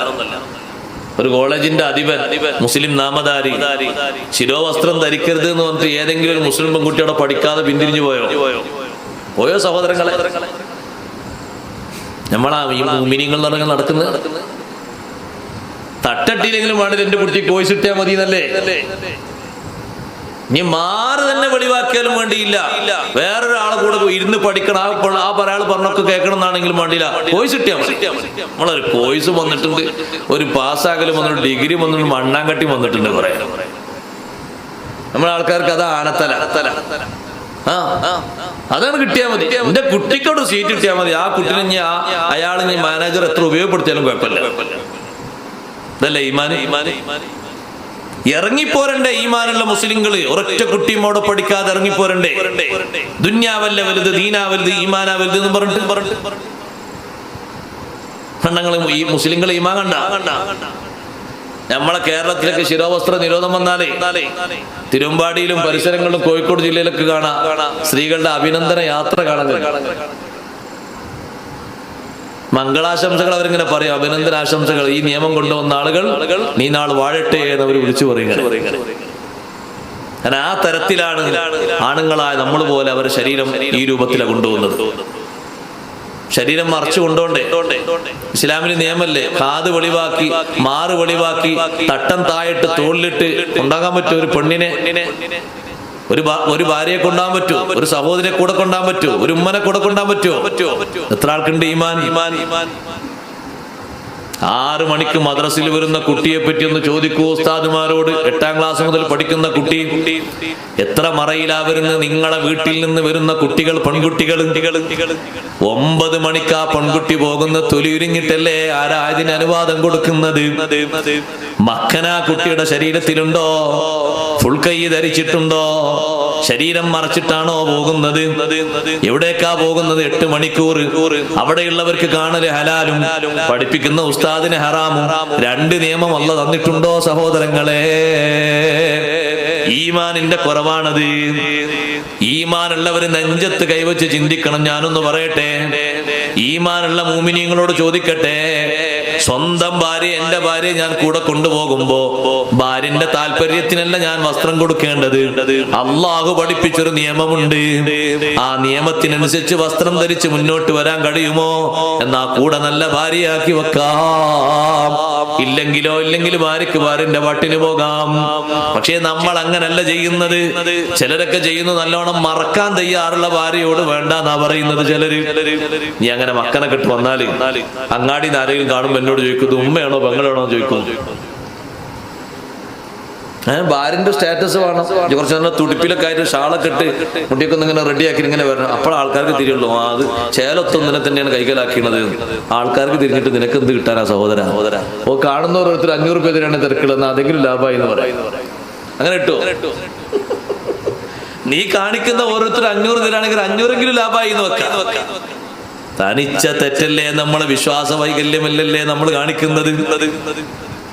മുഹമ്മദുർ റസൂലുള്ളാഹി സ്വല്ലല്ലാഹു അലൈഹി വസല്ലം തങ്ങൾ ഏറ്റവും വലിയ മുഅ്മിനാത്തുകളായ ഉമ്മഹാത്തുൽ മുഅ്മിനീങ്ങളോട് തങ്ങളെ നിർദ്ദേശം നോക്ക്. നിങ്ങൾ വീട് വിട്ട് പുറത്തിറങ്ങുന്ന സമയത്ത് എങ്ങനെയാ പുറത്തിറങ്ങാൻ പറഞ്ഞത്? വഖർന ഫീ ബുയൂതികുന്ന വലാ തബറജ്ന തബറുജൽ ജാഹിലിയ്യത്തിൽ ഊലാ. ജാഹിലിയ കാലഘട്ടത്തിലെ ആളുകൾ രംഗപ്രവേശനം ചെയ്തതുപോലെ ഭാര്യമാരെ നിങ്ങൾ പുറത്തിറങ്ങരുത്. എന്താണ് അവരെ രംഗപ്രവേശനം എന്നറിയോ? ഇന്നത്തെ നമ്മളെ പെണ്ണുങ്ങളെ പോലെ എന്ന് പറഞ്ഞാൽ മതി, അതാ എളുപ്പം വിശദീകരിക്കാൻ. തബറുജ് എന്ന് പറഞ്ഞാല് കഴുത്തിലാഭരണങ്ങൾ കാണിച്ച്, കഴുത്തിലാഭരണങ്ങളും കാതിലാഭരണങ്ങളും കാണിച്ച് തട്ടം തോളിന്റെ ഒരു ഭാഗത്തേക്ക് ഇട്ട്, സുബ്ഹാനല്ലാഹ്, ഇപ്പൊ ചില സഹോദരിമാരുണ്ട് തലയുടെ പകുതി ഭാഗത്തുനിന്ന് പിന്നെയാണ് അവരെ നെറ്റി കാണാൻ ആരോ കാത്തിരിക്കുന്നത് പോലെ, നെറ്റിന്റെ മുന്നിലുള്ള മുടി കാണാൻ ആരോ ഫോട്ടോ എടുക്കാൻ കാത്തിരിക്കുന്നത് പോലെ. തനിച്ച ഹറാമാണ്, ഈമാനിന്റെ കുറവാണ്. പുറത്തിറങ്ങണമോ? വലാ തബറജ്ന തബറുജൽ ജാഹിലിയ്യത്തിൽ ഊലാ. ജാഹിലിയ കാലഘട്ടത്തിലെ പെണ്ണുങ്ങൾ പുറത്തിറങ്ങിയതുപോലെ പുറത്തിറങ്ങരുത്. അവര് കഴുത്ത് വെളിവാക്കി, കാത് വെളിവാക്കി, ആഭരണങ്ങളൊക്കെ കാണിച്ച് തലയും വെളിവാക്കിയാണ് അവർ പുറത്തിറങ്ങിയത്. മറ സ്വീകരിക്കാറില്ല. കണ്ടില്ലേ നിങ്ങൾ ഉമ്മഹാത്തുൽ മുഅ്മിനീങ്ങളെ മറ? ആയിഷ ബീവി റളിയല്ലാഹു അൻഹ ഒറ്റപ്പെട്ടു പോയൊരു യുദ്ധമാണല്ലോ ബനുൽ മുസ്തലഖ് യുദ്ധം. ആ ബനുൽ മുസ്തലഖ് യുദ്ധത്തിൽ ആയിഷ റളിയല്ലാഹു അൻഹ ഒറ്റപ്പെട്ടു പോയി. ആയിഷ റളിയല്ലാഹു അൻഹ ഒന്ന് ആവശ്യ നിർവഹണത്തിന് വേണ്ടി കുറച്ചപ്പുറം വരെ പോയി. ആളുകൾ വിചാരിച്ചു ആയിഷ റളിയല്ലാഹു അൻഹ ഈ വാഹനത്തിന്റെ ഉള്ളിൽ, ഒട്ടകത്തിന്റെ ഉള്ളിലുണ്ട്, കൂടാരത്തിന്റെ ഉള്ളിലുണ്ടെന്ന് കരുതി കൂടാരം അങ്ങോട്ട് കയറ്റി വെച്ചു. ആയിഷ ബീവി അന്ന് വളരെ ചെറിയ പെണ്ണാണ്. അപ്പൊ ഒന്ന് പൊക്കി നോക്കിയാൽ ചെറിയൊരു കനമല്ലേ ഉണ്ടാവുകയുള്ളൂ. കയറ്റി വെച്ചു. ആ വാഹനം അങ്ങ് തെളിച്ചു. തിരിച്ചു വന്നു നോക്കുമ്പോ വാഹനങ്ങളൊക്കെ പോയി. ആയിഷ റളിയല്ലാഹു അൻഹ ഇനി നാട്ടിലെത്തിയിട്ട് എന്നെ കാണാതെ വരുമ്പോ തിരിച്ചിങ്ങോട്ട് തെരഞ്ഞു വന്നുകൊള്ളുമെന്ന് കരുതിയിട്ട് ഒരു മരത്തിനെ മറയാക്കി ചാരിയിരിക്കുന്നു. അപ്പോഴാണ് സഫ്വാനുൽ മുഅത്തിൽ റളിയല്ലാഹു അൻഹു വരുന്നത്. സഫ്വാനുൽ മുഅത്തിൽ റളിയല്ലാഹു അൻഹു വന്നപ്പോ ആയിഷ ബീവി റളിയല്ലാഹു അൻഹയെ കണ്ടു. എങ്ങനെ? ആയിഷ റളിയല്ലാഹു അൻഹയെ നേരത്തെ കണ്ടൊരു പരിചയമുണ്ട്. ആയിഷ ബീവി മുഖമക്കനയുടെ മുന്നിലുള്ള ജിൽബാബ് അഥവാ മുഖം മൂടി അതിങ്ങനെ പൊക്കി വെച്ചിട്ട് ആയിഷ റളിയല്ലാഹു അൻഹ ഒരു മരത്തിന് ചാരിയിരിക്കുകയാണ്. സഫ്വാൻ റളിയല്ലാഹു അൻഹു കണ്ടപാടെ തന്നെ ഇന്നാ ലില്ലാഹി വ ഇന്നാ ഇലൈഹി റാജിഊൻ. അത് കേട്ട ഉടനെ തന്നെ ആയിഷ റളിയല്ലാഹു അൻഹ ജിൽബാബ് താഴെയിട്ടു. വകാന യറാനി ഖബ്ലൽ ഹിജാബ്. ഹിജാബിന്റെ ആയത്തിറങ്ങുന്നതിന്റെ മുമ്പ് എന്നെ കാണാറുണ്ടായിരുന്നു. ശേഷം പിന്നെ എന്റെ മുഖം കണ്ടിട്ടില്ല. ഹിജാബിന്റെ ആയത്തിറങ്ങിയതിനു ശേഷം നമ്മുടെ ഉമ്മമാര്, ലോകത്തെ മാതാക്കൾ, മുഅ്മിനീങ്ങളെ മാതാക്കള് പുറത്തിറങ്ങിയപ്പോ ശരീരം ശരിക്കും മറച്ചിട്ടാണ് പുറത്തിറങ്ങിയത്. ഉമ്മമാരെ, ഈമാനോടെ ജീവിച്ച് മരണപ്പെട്ട് നാളെ സ്വർഗത്തിലെത്തിയിട്ട് ഖദീജ ബീവിനെ കാണണ്ടയോ? ആയിഷ ബീവിന്റെ കൂടെ ഇരിക്കണ്ടയോ? ഉമ്മഹാത്തുൽ മുഅ്മിനീങ്ങളെ ഒപ്പം ചേരണ്ടയോ? അവരെ മാതൃകയിലായിട്ട് ജീവിക്കണ്ടേ? അവരോട് പറഞ്ഞ അദബ് നമുക്കും ബാധകമാണ്. അവരോട് അല്ലാഹു പറഞ്ഞതാണ് വലാ തബറജ്ന തബറുജൽ ജാഹിലിയ്യത്തിൽ ഊലാ. കൊണ്ടുപോകരുത് ഒരിക്കലും. ജാഹിലിയ കാലഘട്ടത്തിലെ പെണ്ണുങ്ങൾ രംഗപ്രവേശനം ചെയ്തതുപോലെ നിങ്ങൾ രംഗപ്രവേശനം ചെയ്യരുത്. അവര് രംഗപ്രവേശനം ചെയ്തത് ഈ രൂപത്തിലാണ്. അങ്ങാടിക്ക് പെണ്ണിന് പോകാൻ പാടില്ല എന്നല്ല ഈ ആയത്തിന്റെ അർത്ഥം. പോകാം, പെണ്ണിന് മാർക്കറ്റിലേക്ക് പോകാം, പക്ഷേ പോകേണ്ട ഒരു രൂപമുണ്ട്. കല്യാണത്തിന് പെണ്ണിന് പോകാം, പോകേണ്ട ഒരു ശൈലിയുണ്ട്. ആ ഒതുക്കത്തിലും ആ മറവിലുമാണ് പോകേണ്ടത്. മറ്റുള്ള ആളുകൾ പോകുന്നത് പോലെ ഒരു മറയും സ്വീകരിക്കാതെ എല്ലാം ഓപ്പണായിട്ട് പോകാൻ പാടില്ല. നാട്ടിലൊക്കെ ഒരു അലിഖിത നിയമമുണ്ട്. ഇവിടെ ഉണ്ടോന്ന് എനിക്കറിയില്ല. ഇവിടെ ഏതെങ്കിലും കല്യാണത്തിന് വന്നാലാരും ഞാൻ വിചാരിച്ചാലും കല്യാണത്തിന് വിളിക്കാൻ നിൽക്കണ്ടോ. തീരെ ഇഷ്ടമില്ലാത്തൊരു സംഗതിയാണ് ഈ കല്യാണത്തിന് വിളിക്കാൻ. ഒന്നുമല്ല, ഒക്കെ സഹിക്കണ്ടേ, നമ്മൾ ഉത്തരവാദി ആണ്ടെന്ന് എഴുതിയിട്ടാണ് ഇഷ്ടമില്ലാന്ന് പറഞ്ഞത്. കല്യാണത്തിന് ഒരു 10, 15, 20 ലക്ഷം മുടക്കിയിട്ട് വളരെ പ്രയാസപ്പെട്ട് ഒരു പെൺകുട്ടിയെ വീട്ടിൽ നിന്ന് ഒരു ഉപ്പ കെട്ടിച്ചയക്കാണ്. എത്ര നല്ല കൂലി കിട്ടുന്ന സംഗതിയാണ് നല്ലൽക്കാണെങ്കിൽ. അല്ലെങ്കിൽ ഒട്ടും കിട്ടില്ല. ആ കൊടുത്ത ഭക്ഷണത്തിന് ഒരു ദാനത്തിന് അല്ല കൂലി തരൂല. ഇങ്ങനെ വലിച്ചെറിഞ്ഞ് എങ്ങനെ ആ പെണ്ണിനെ പുറത്തിറക്കുന്നത്? അന്ന് വരെ മക്കനെ ധരിച്ച് നല്ല മറവോടെ നടന്ന പെൺകുട്ടി ഈ അന്വേഷിക്കാൻ വന്ന ചെറുപ്പക്കാരൻ പറഞ്ഞ അങ്ങനെ തന്നെ വേണ്ടിയതാണ്. അതൊരു ഉപായത്തിന്റെ വാക്കാണ്, ആത്മാർത്ഥതയുള്ള ഈമാന്റെ വാക്കാണ് രണ്ടാളും പറഞ്ഞതെങ്കിൽ ആണിന്റെ ഭാഗത്തുനിന്ന് പെണ്ണിന്റെ ഭാഗത്തുനിന്ന് അങ്ങോട്ട് ഇറങ്ങൂല, പുറത്തിറങ്ങാൻ സമ്മതിക്കൂല. ഒന്നുകിൽ ആണ് സമ്മതിക്കൂല, അല്ലെങ്കിൽ പെണ്ണ് സമ്മതിക്കൂല. ആ വസ്ത്രം എനിക്ക് വേണ്ട, ഞാൻ ആ വസ്ത്രം ഇട്ടുകൊണ്ട് സൽക്കാലം പുതിയണ്ണായി ഇറങ്ങാൻ തീരുമാനിച്ചിട്ടില്ല. ഈമാനുള്ള പെണ്ണ് പറയും, എന്റെ പെണ്ണുങ്ങൾ അങ്ങനെ കൊണ്ടുവരുന്ന ഈമാനുള്ള ആള് പറയും. ഈമാന് വേണ്ടേ? എങ്ങനെയാ പെണ്ണിനെ പുറത്തിറക്കുന്നത്? അന്നാണ് ആളുകളൊക്കെ മീൻ കോരുന്ന വല കാണുന്നത്. അതാ തലയിലുള്ള കാര്യമായിട്ട് തലയുള്ളതാണ്. ആ പെണ്ണിന്റെ മാറിടൊക്കെ കാണിച്ച് അന്ന് വരെ മാറ് കാണാത്തവരും അന്ന് മാറ് കാണാൻ അഊദു ബില്ലാഹി മിൻ ദാലിക. എത്ര വലിയ അപകടമാണ്. അപ്പൊ ചിലര് പറയും കല്യാണത്തിന്റെ അന്നല്ലേ, പിന്നെ അതൊക്കെ മാറിക്കൊള്ളല്ലോ. അന്ന് അല്ലാഹ് ഹലാലാക്കിയിട്ടുണ്ടോ? ഒരു മണിക്കൂർ നല്ലൊരു നിയമം മാറ്റി തന്നിട്ടുണ്ടോ? അല്ലെ 2 മണിക്കൂറിന് ഇവിടുന്ന് അവിടെ വെറ്റുന്നത് വരെ അങ്ങനെ മാറ്റണ്ടോ? അന്ന് ആ പെണ്ണ് ധരിച്ചിരിക്കുന്നതോ 10-20,000 രൂപയുടെ ഒരു വസ്ത്രം. അതിന്റെ സഹോദരന്മാരെ കൈമുട്ടിലേ എത്തിയിട്ടുള്ളൂ, ബാക്കിയുള്ള എത്തിയിട്ടില്ല. ഇപ്പൊ ചിലതൊക്കെ നമ്മുടെ ബനിയന്റെ കൈ പോലെ മേലോട്ടാ ഉള്ളത്. അത്രയും പരിമിതപ്പെടുത്തിയിട്ട് ഇതിനാ കൊടുത്തത് 10,000, 20,000, 25,000 ഒക്കെ. വലിയ ടെക്സ്റ്റൈൽസ് കോഴിക്കോട്ട് അങ്ങാടി തന്നെ പോയി വാങ്ങിക്കൊണ്ടെന്നാണ്. ഇവിടത്തൊന്നും പോരാ. വെഡിങ് ഷോപ്പ് ഏറ്റവും വലുത് അവിടെ അല്ലേന്ന് ചെങ്ങട്ട. ഞാൻ അപ്പുറം ഒന്നുണ്ട് തിരുവനന്തപുരത്ത്. അങ്ങോട്ട് പോകാണെങ്കിൽ അങ്ങോട്ട് എത്തുമ്പോ പിന്നെന്താവും, കക്ഷം വരെ കാണാൻ പറ്റുന്നതായിരിക്കും കിട്ടുക. കൊടുക്കേണ്ടി 50,000. ഇത്ര വലിയ വിലക്ക് വാങ്ങിയിട്ട് കൊണ്ടുവന്നിട്ട് ഈ 15 ലക്ഷം 20 ലക്ഷം മുടക്കിയിട്ട് നമ്മൾ നടത്തുന്ന കല്യാണത്തിൽ എന്ത് കൂലിയാണ് അല്ലാഹു തആല തരിക? ഏത് ഭക്ഷണത്തിനാണ് അല്ലാഹു കൂലി തരുന്നത്? എന്തേ കാരണം? ഒരു പച്ച ഹറാമിന് വേണ്ടിയാണ് ഈ പന്തല് മുഴുവനും ഒരുക്കിയത്, ഈ ജനങ്ങൾക്കൊക്കെ ഭക്ഷണം കൊടുത്തത്. എന്താണ് ആ ഹറാമ്? പ്രദർശന വസ്തുവാക്കിയ പെണ്ണിനെ പുറത്തിറക്കുകയാണ്. തലേന്ന് വരെ ആ പെണ്ണ് കോളേജിൽ പോയിട്ടുണ്ട്. എങ്ങനെ? നല്ല മക്കനെ ധരിച്ചിട്ട്. അന്ന് മക്കനിട്ട് എന്താ കുഴപ്പം? മക്കനിട്ടോട്ട്. പുതിയെണ്ണാന്ന് അറിയാൻ വേണ്ടി മക്കന്റെ മേലം കിട്ടോട്ട്. ആ കോരുന്ന വല എന്റെ മേലെ നെറ്റോ കുറ്റോ എന്താ പേരിച്ചത് അതിന്റെ മേലിട്ടോട്ട്. എന്നിട്ട് പുതിയെണ്ണാൻ തിരിയാതൊക്കെ മക്കനിട്ട് അതിന്റെ മേലാണെങ്കിൽ മുല്ലപ്പൂ ചൂടിക്കോട്ടെ. മുല്ലപ്പൂ ചൂടിന് ഇസ്ലാം എതിരില്ല, പക്ഷെ മുല്ലപ്പൂ മാത്രം ചൂടിനായിരുന്നു.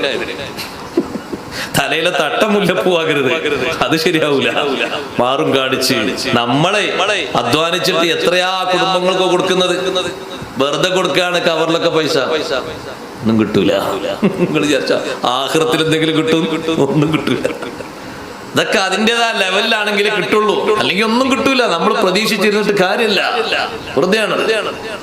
എന്താപ്പോ ഒരു നല്ല ഡിസൈനൊക്കെ ഉള്ള വസ്ത്രമായിക്കോട്ടെ, കുഴപ്പമൊന്നുമില്ല. നല്ല പണത്തിന്റെ വസ്ത്രമായിക്കോട്ടെ, നല്ല മറവുള്ള വസ്ത്രം സ്വീകരിച്ച് നല്ല മറവുള്ള കാണാൻ നല്ല ചൊങ്കും ചുറുക്കുള്ള വസ്ത്രമൊക്കെ ആയിക്കോട്ടെ, വിരോധമൊന്നുമില്ല.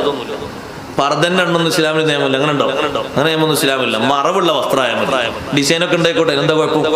വ്യത്യസ്ത ഡിസൈനുകൾ ഉണ്ടായിക്കോട്ടെ, വ്യത്യസ്ത എംബ്രോയിഡറി ഉണ്ടായിക്കോട്ടെ, അതിനൊന്നും കുഴപ്പമില്ല. മറയുള്ള നല്ലൊരു വസ്ത്രം, അത്രേ നമ്മൾ പറഞ്ഞിട്ടുള്ളൂ. മറല്ലേ ശരിയാവുക. നല്ല മറുള്ള കാണാൻ നല്ല ചൊങ്കും ചൊർക്കുള്ള ആ വസ്ത്രം ഇറങ്ങിയാൽ തന്നെ ഒരു പുതുനാരിയുടെ മേച്ചിട്ടുണ്ട്. ആയിക്കോട്ടെ, ഒരു കുഴപ്പത്തിന് ഇസ്ലാമില്ല. ഒരു പർദ്ദട്ടേ ഇറങ്ങാവൂന്നോ, ബുർഖ ധരിച്ച് മാത്രമേ ഇറങ്ങാവൂന്നോ, കറുത്ത മൊക്കനിട്ടേ ഇറങ്ങാവൂന്നോ, അങ്ങനെ നിയമമൊന്നും ഇസ്ലാമിലില്ല. മറവ് നല്ല ഒരു മാറ് കാണിക്കാൻ പാടില്ല, കഴുത്ത് കാണിക്കാൻ പാടില്ല, കൈത്തണ്ട കാണിക്കാൻ പാടില്ല. നല്ല മറവോടുകൂടെ ഭംഗിയുള്ള വസ്ത്രം എത്ര വില പിടിപ്പുള്ള കുഴപ്പമില്ല, ഇറങ്ങിക്കോട്ടെ. അവനാന്റെ കഴിവിനനുസരിച്ചുള്ള വസ്ത്രം വാങ്ങിയാൽ മതി. ഞാൻ അതിന്റെ പേരിൽ ഒരു കടം വീട്ടാൻ വേറെ പിരിവിന് നടക്കാൻ നിൽക്കരുത്. അവനാന്റെ കഴിവിനനുസരിച്ചുള്ളത് നല്ല രൂപത്തിൽ ഭംഗിയുള്ളത് ധരിച്ചുകൊടുക്കുക. പുതുവസ്ത്രം കല്യാണത്തിന് വാങ്ങിക്കൊടുത്തിട്ടുണ്ട്. ഫാത്തിമ ബീവി റളിയല്ലാഹു അൻഹ കല്യാണത്തിന് മുത്തുനബി സല്ലല്ലാഹു അലൈഹി വസല്ലമല്ലേ പുതുവസ്ത്രം വാങ്ങിക്കൊടുത്തത്. നല്ല വസ്ത്രം അണിയിച്ചൊരുക്കിയിട്ട് ഉമ്മമാരല്ലേ കൂട്ടിക്കൊണ്ട് അലി റളിയല്ലാഹു അൻഹു ഏൽപ്പിച്ചത്. ആ വീട്ടിലേക്ക് നബി സല്ലല്ലാഹു അലൈഹി വസല്ലം രണ്ടുപേരും വീട്ടിലെത്തിയതിനു ശേഷം ഇശാന്റെ ശേഷം തങ്ങൾ വന്നു. രണ്ടുപേരെയും ഒരുമിച്ച് നിർത്തിയിട്ട് തങ്ങൾ വെള്ളം മന്ത്രിച്ച് ഊതിക്കൊടുത്തു. രണ്ടുപേരുടെയും മാറിടത്തിലേക്ക് ഇങ്ങനെ തങ്ങൾ ആ വെള്ളം തെളിച്ചു കൊടുത്തു. ഇനി നിങ്ങൾ രണ്ടുപേരും വിശ്രമിക്കുക എന്ന് പറഞ്ഞ് അവരെ റൂമിലേക്ക് ആനയിച്ചു. അതൊക്കെ ഇസ്ലാമിൽ സന്തോഷപൂർവ്വമുണ്ട്. എന്നതിലല്ല, അതിന്റെ പേരിൽ വലീമത്തും കൊടുത്തിട്ടുണ്ട്, സദ്യ ഉണ്ടാക്കിയിട്ടുണ്ട്. പക്ഷേ നിയമത്തിനെതിരാകാൻ പാടില്ല. അന്ന് വരെ നമ്മളെ കുട്ടീനെ ആർക്കും കാണാൻ പാടില്ല, ആർക്കും സംസാരിക്കാൻ പാടില്ല. പക്ഷെ അന്ന് ഒരാൾക്ക് വീട്ടിന്റെ ഉള്ളിൽ ഫുൾ പെർമിറ്റ്, 2 ദിവസം അല്ലെങ്കിൽ 3 ദിവസം. എന്താ അയാൾക്ക് പണി? അയാൾക്ക് ആ വീട്ടിന്റെ ഉള്ളിൽ എല്ലാ ഭാഗത്തും അരിഞ്ഞ് പെറുക്കി, എല്ലാ ഭാഗത്തും ക്ലോസറ്റിലേക്ക് വരെ അയാൾക്ക് പെർമിറ്റ്. എല്ലാ ഭാഗത്തെ ചിത്രങ്ങളും ഒപ്പിയെടുക്കണം. ആരോ ഒരാൾക്ക് അയച്ചു കൊടുക്കാൻ, ആൾക്ക് അയച്ചു കൊടുത്തിട്ടില്ലെങ്കിൽ സംഗതി ഈ ആഴ്ച 1 ലക്ഷം തിരിച്ചങ്ങോട്ട് ചോദിക്കുന്നുള്ള പേടി. എത്ര സ്ഥലങ്ങളിലാണ് കല്യാണം കഴിഞ്ഞ് പുതിയാപ്പളിനെ വേണ്ട ഫോട്ടോഗ്രാഫറെ മതി എന്ന് പറഞ്ഞ കുട്ടികൾ. അങ്ങനെ വേണം നമ്മുടെ നാട്ടിൽ. അപ്പോഴേ നമ്മൾ പാഠം പഠിക്കും, പരീക്ഷണായിട്ട്. അല്ലെങ്കിൽ ഒരാൾക്ക് അങ്ങനെ ഒന്നായിട്ട് ചുറ്റി നടക്കാനും ഇങ്ങനെ കറങ്ങാനൊക്കെ ഒരു പെർമിറ്റ്. എന്നിട്ട് അതിന് മൊത്തം ചെലവ് നോക്കുകയാണെങ്കിലോ, ചെറിയ ചെലവ് പറയട്ടെ 25,000. ചെറിയ ചെലവ് അത് 4 ബാക്കി എടുക്കാൻ 25,000. വലിയ ചെലവ് വേറെ പോകട്ടോ, 1.5 ലക്ഷം അങ്ങോട്ട് പോകും വേറെ. ചെറിയ ചെലവിന്റെ കണക്കാ പറഞ്ഞു. അള്ളാഹു സ്വീകരിക്കും. ഈ ചെയ്ത പണി തീർത്തും ഈ ചെയ്ത പണിയെ പറ്റി എന്ത് പറയും സഹോദരങ്ങളെ? ആ പെണ്ണ് വസ്ത്രം ധരിക്കുന്ന ഓരോ പോയിന്റ് നോക്കിയിട്ടാണ് ഒപ്പിയെടുത്ത് ഫോട്ടോ എടുത്തത്. വീട്ടിലേക്ക് ഇരച്ചു കയറി വരുന്നു ആര്? ചോദിക്കുമ്പോ പറയും സ്കൂൾ മീറ്റാണ്, മറ്റേ മീറ്റാണ്. എന്ത് മീറ്റ്? സ്കൂളിൽ പണ്ടൊന്നോ പഠിച്ചു എഴുതിയിട്ട് കല്യാണത്തിനൊന്നും ഒപ്പം തോളിൽ കഴിഞ്ഞിട്ട് ഫോട്ടോ എടുക്കാൻ ഹലാലാ? കേരി അങ്ങനെ വരികയാണ്. അത് സ്കൂളിൽ പഠിച്ചാണ്, ഇത് കോളേജിൽ പഠിച്ചാണ്. പിന്നെ എത്താപതൊരു പുതിയണ്ണിന് എന്തൊരു അർത്ഥമുള്ളത്? എല്ലാവർക്കും കണ്ടാ ചിരിച്ചണേ, എല്ലാവർക്കും കൈ കൊടുക്കണേ, എല്ലാവരും ചിരിക്കണേ, എല്ലാരും തോളിൽ കഴിക്കണേ. അതൊരു പുതിയണ്ണാവോ? അത് പഴയ പെണ്ണല്ല. അപ്പൊ അതിന് ഒരു പുതുപുത്തൻ ശൈലിയോടുകൂടെ നിയമങ്ങളൊക്കെ പരിഗണിച്ച് നല്ല അച്ചടക്കത്തോടെ അതപോടെ ഇറങ്ങുന്ന പെണ്ണാകണം. നമ്മളെ വീട്ടിൽ നിന്നൊക്കെ ഇറങ്ങുമ്പോ ആ ഒരു രീതിയിലാകണം സഹോദരങ്ങളെ. അല്ലെങ്കിൽ ഈ ചെലവഴിച്ചത് മുഴുവനും നഷ്ടമാണ്. നമ്മുടെ ഈമാൻ ഒരു നിലക്കും ചേരാത്ത വിഷയമാണ്. നമ്മൾ ലക്ഷക്കണക്കിന് രൂപ അതിൽ ചെലവഴിക്കും. പക്ഷേ എത്ര ചെലവഴിച്ചാലും, എത്ര ചെറുതാണെങ്കിലും വലുതാണെങ്കിലും അള്ളാഹു പൊരുത്തപ്പെടുന്ന രീതിയും ഭാവവും മാത്രമേ അവിടെ ഉണ്ടാകാവൂ. അതാണ് ഈമാനോടെ കൈകാര്യം ചെയ്യുന്ന രക്ഷിതാക്കൾ ശ്രദ്ധിക്കേണ്ടത്. അത് മകന്റെ പണമാണെങ്കിലും ശരി, മകന്റെ പണമാണെങ്കിലും ശരി, ആരുടെ പൈസയാണെങ്കിലും കാശാണെങ്കിലും നമ്മളെ വീട്ടിൽ വെച്ച് നടക്കുന്നതിൽ ഇസ്ലാമിന് എതിരായ ഒരു ശൈലി ഉണ്ടാകാൻ പാടില്ല. ആ തരത്തിലുള്ള ധൂർത്തിലേക്ക് നമ്മൾ അനുവദിച്ചുകൂടാ. നമ്മുടെ സമൂഹം ഇന്ന് ഏറ്റവും കൂടുതൽ പരാജയപ്പെടുന്ന ഒരു വിഷയം അവിടെയാണ്. ഏറ്റവും വലിയ ചെലവ് നടക്കുന്നു, പക്ഷേ ഫലം തീരെയില്ല. കാര്യമായിട്ടൊന്നും അവിടെ ഫലം കിട്ടാനില്ല. അതേ സമയത്ത് മുൻഗാമികളായ നമ്മളെ ഉപ്പാപ്പമാര്, ഉമ്മാമ്മമാര് അവർ നിർവഹിച്ച ശൈലികളിൽ അവർക്ക് ഇഷ്ടം പോലെ അവർ കൂലി വാങ്ങിയിട്ടുണ്ട്. കാരണം ഇസ്ലാമിന് എതിരായ ഒരു സംഗതിയും ആ കല്യാണ വീട്ടിൽ നമുക്ക് കാണാൻ കഴിയൂല. സ്ത്രീ പുരുഷ സമ്പർക്കങ്ങൾ മാത്രമല്ല, ഈ രൂപത്തിലുള്ള ഒരു ഭാവങ്ങളും അവിടെ കാണാൻ കഴിയൂല. അത് ഈമാനിന്റെ ഭാഗമായി ശ്രദ്ധിക്കേണ്ടതാണ്. നിയമങ്ങൾ പരിരക്ഷിച്ച് സൂക്ഷിച്ചുകൊണ്ടുള്ള ജീവിതമാണ് വിശുദ്ധ ഇസ്ലാം നമ്മെ പഠിപ്പിക്കുന്നത്. പേരിൽ നമ്മളൊരു മുസ്ലിമായാൽ പോരാ, തത്വത്തിലും കടമ്പിലും കാമ്പിലും മുസ്ലിമാകണം. അള്ളാഹു നമ്മെ സഹായിക്കുമാറാകട്ടെ. ആ രീതിയാണ്, ആ ഭാവമാണ് സ്വീകരിക്കേണ്ടത്. അതാണ് ഈമാനുള്ള പെൺകുട്ടികളാണോ അവരെ കൊണ്ടുവരുന്ന വസ്ത്രം സ്വീകരിക്കൂല. അവര് പറയും എനിക്കിതിട്ട് പോകാൻ പറ്റൂല. എന്നെ കല്യാണം കഴിക്കുന്ന പുതിയ ആപ്പിളോട് നിക്കാഹ് കഴിഞ്ഞ് ഞാൻ സംസാരിച്ചിട്ടുണ്ട്. ഈ വസ്ത്രമല്ല കൊണ്ടുവരേണ്ടത്, കാരണം ഇതെന്റെ ശരീരത്തിന്റെ പല ഭാഗങ്ങളും വെളിവാക്കുന്ന വസ്ത്രമാണ്. ഈ വസ്ത്രം ഇട്ടിട്ട് പോകാൻ ഞാൻ ഒരുക്കമല്ല എന്ന് പറയുന്ന പെൺകുട്ടികൾ ഈമാനിന്റെ അടയാളങ്ങളാണ്. ആ രീതിയിൽ ഉമ്മമാരെ, സഹോദരിമാരെ വളരണം. ബഹുമാനപ്പെട്ട മറിയം ബീവി റളിയല്ലാഹു അൻഹക്ക് അല്ലാഹു വലിയ മഹത്വം കൊടുത്തത് ഒറ്റ കാരണമാണ്. അല്ലതീ അഹ്സനത് ഫർജഹാ, സ്വകാര്യത സംരക്ഷിച്ചു സൂക്ഷിച്ചു. ആരുടെ മുന്നിലും ആ സ്വകാര്യ സൗന്ദര്യം പണയപ്പെടുത്തിയില്ല, പ്രദർശന വസ്തുവാക്കിയില്ല, മറ്റുള്ളവർക്ക് ആസ്വദിക്കാൻ വിട്ടുകൊടുത്തില്ല. അതുകൊണ്ട് തന്നെ വകാനത്ത് മിനൽ ഖാനിതീൻ. ആ മറിയം ബീവി അല്ലാഹു തആല എഴുതിയത് അല്ലാഹുവിനെ അനുസരിച്ച് ജീവിച്ച മഹതിമാരെ കൂട്ടത്തിലാണ്. വലിയ മഹത്വല്ലേ മറിയം ബീവിക്ക് അല്ലാഹു തആല നൽകിയത്. ഇങ്ങനെ സംരക്ഷിച്ച്, ഇങ്ങനെ ജീവിത ജീവിതം സൂക്ഷിച്ച് മുന്നോട്ട് നീങ്ങുമ്പോ അല്ലാഹു സുബ്ഹാനഹു വ തആല കൊടുത്ത അതേ അസാധാരണ മാർഗത്തിലൂടെ കൊടുത്ത കുഞ്ഞിനെ ഗർഭം ധരിച്ച് മുന്നോട്ട് നീങ്ങുമ്പോ പ്രയാസങ്ങൾ അനുഭവപ്പെട്ടപ്പോ അല്ലാഹു തആല പറഞ്ഞു, വിഷമൊന്നും കരുതണ്ട, ഒരു പ്രയാസവും കരുതണ്ട. ഭക്ഷണമാണോ നിങ്ങൾക്ക് വേണ്ടത്? ഉസ്സീലൈകി ബിജിദിൻ നഖ്ല തുസാഖിതു അലൈകി റുതബൻ ജനിയാ. നല്ല നിലക്ക് നടന്ന പെണ്ണല്ലേ, അതേ ഈത്തപ്പന മട്ടിൽ കണ്ടില്ലേ, ഉണങ്ങിയ ഈത്തപ്പന മരം, അതിന്റെ കൊമ്പൊന്ന് പിടിച്ച് നിങ്ങളൊന്ന് കുലുക്കിയാൽ മതി, പാകമുള്ള ഈത്തപ്പഴങ്ങൾ തായോട്ട് വീഴും. നിങ്ങൾക്ക് സ്പെഷ്യലായി കുടിക്കാൻ വേണ്ടി ഖദ് ജഅല റബ്ബുക തഹതകി സരിയാ. ബെത്ലഹേമിന്റെ കുന്നിന്റെ തായ്ഭാഗത്തായി നല്ല ഒരു വെള്ളച്ചാല്, വെള്ളത്തിന്റെ ഒരു നീരുറവ അല്ലാഹു തആല റെഡിയാക്കി തന്നിട്ടുണ്ട്. ഈ വെള്ളത്തിൽ നിന്ന് കുടിക്കുക, ആ കായ്കനികളിൽ നിന്ന് ഭക്ഷിക്കുക.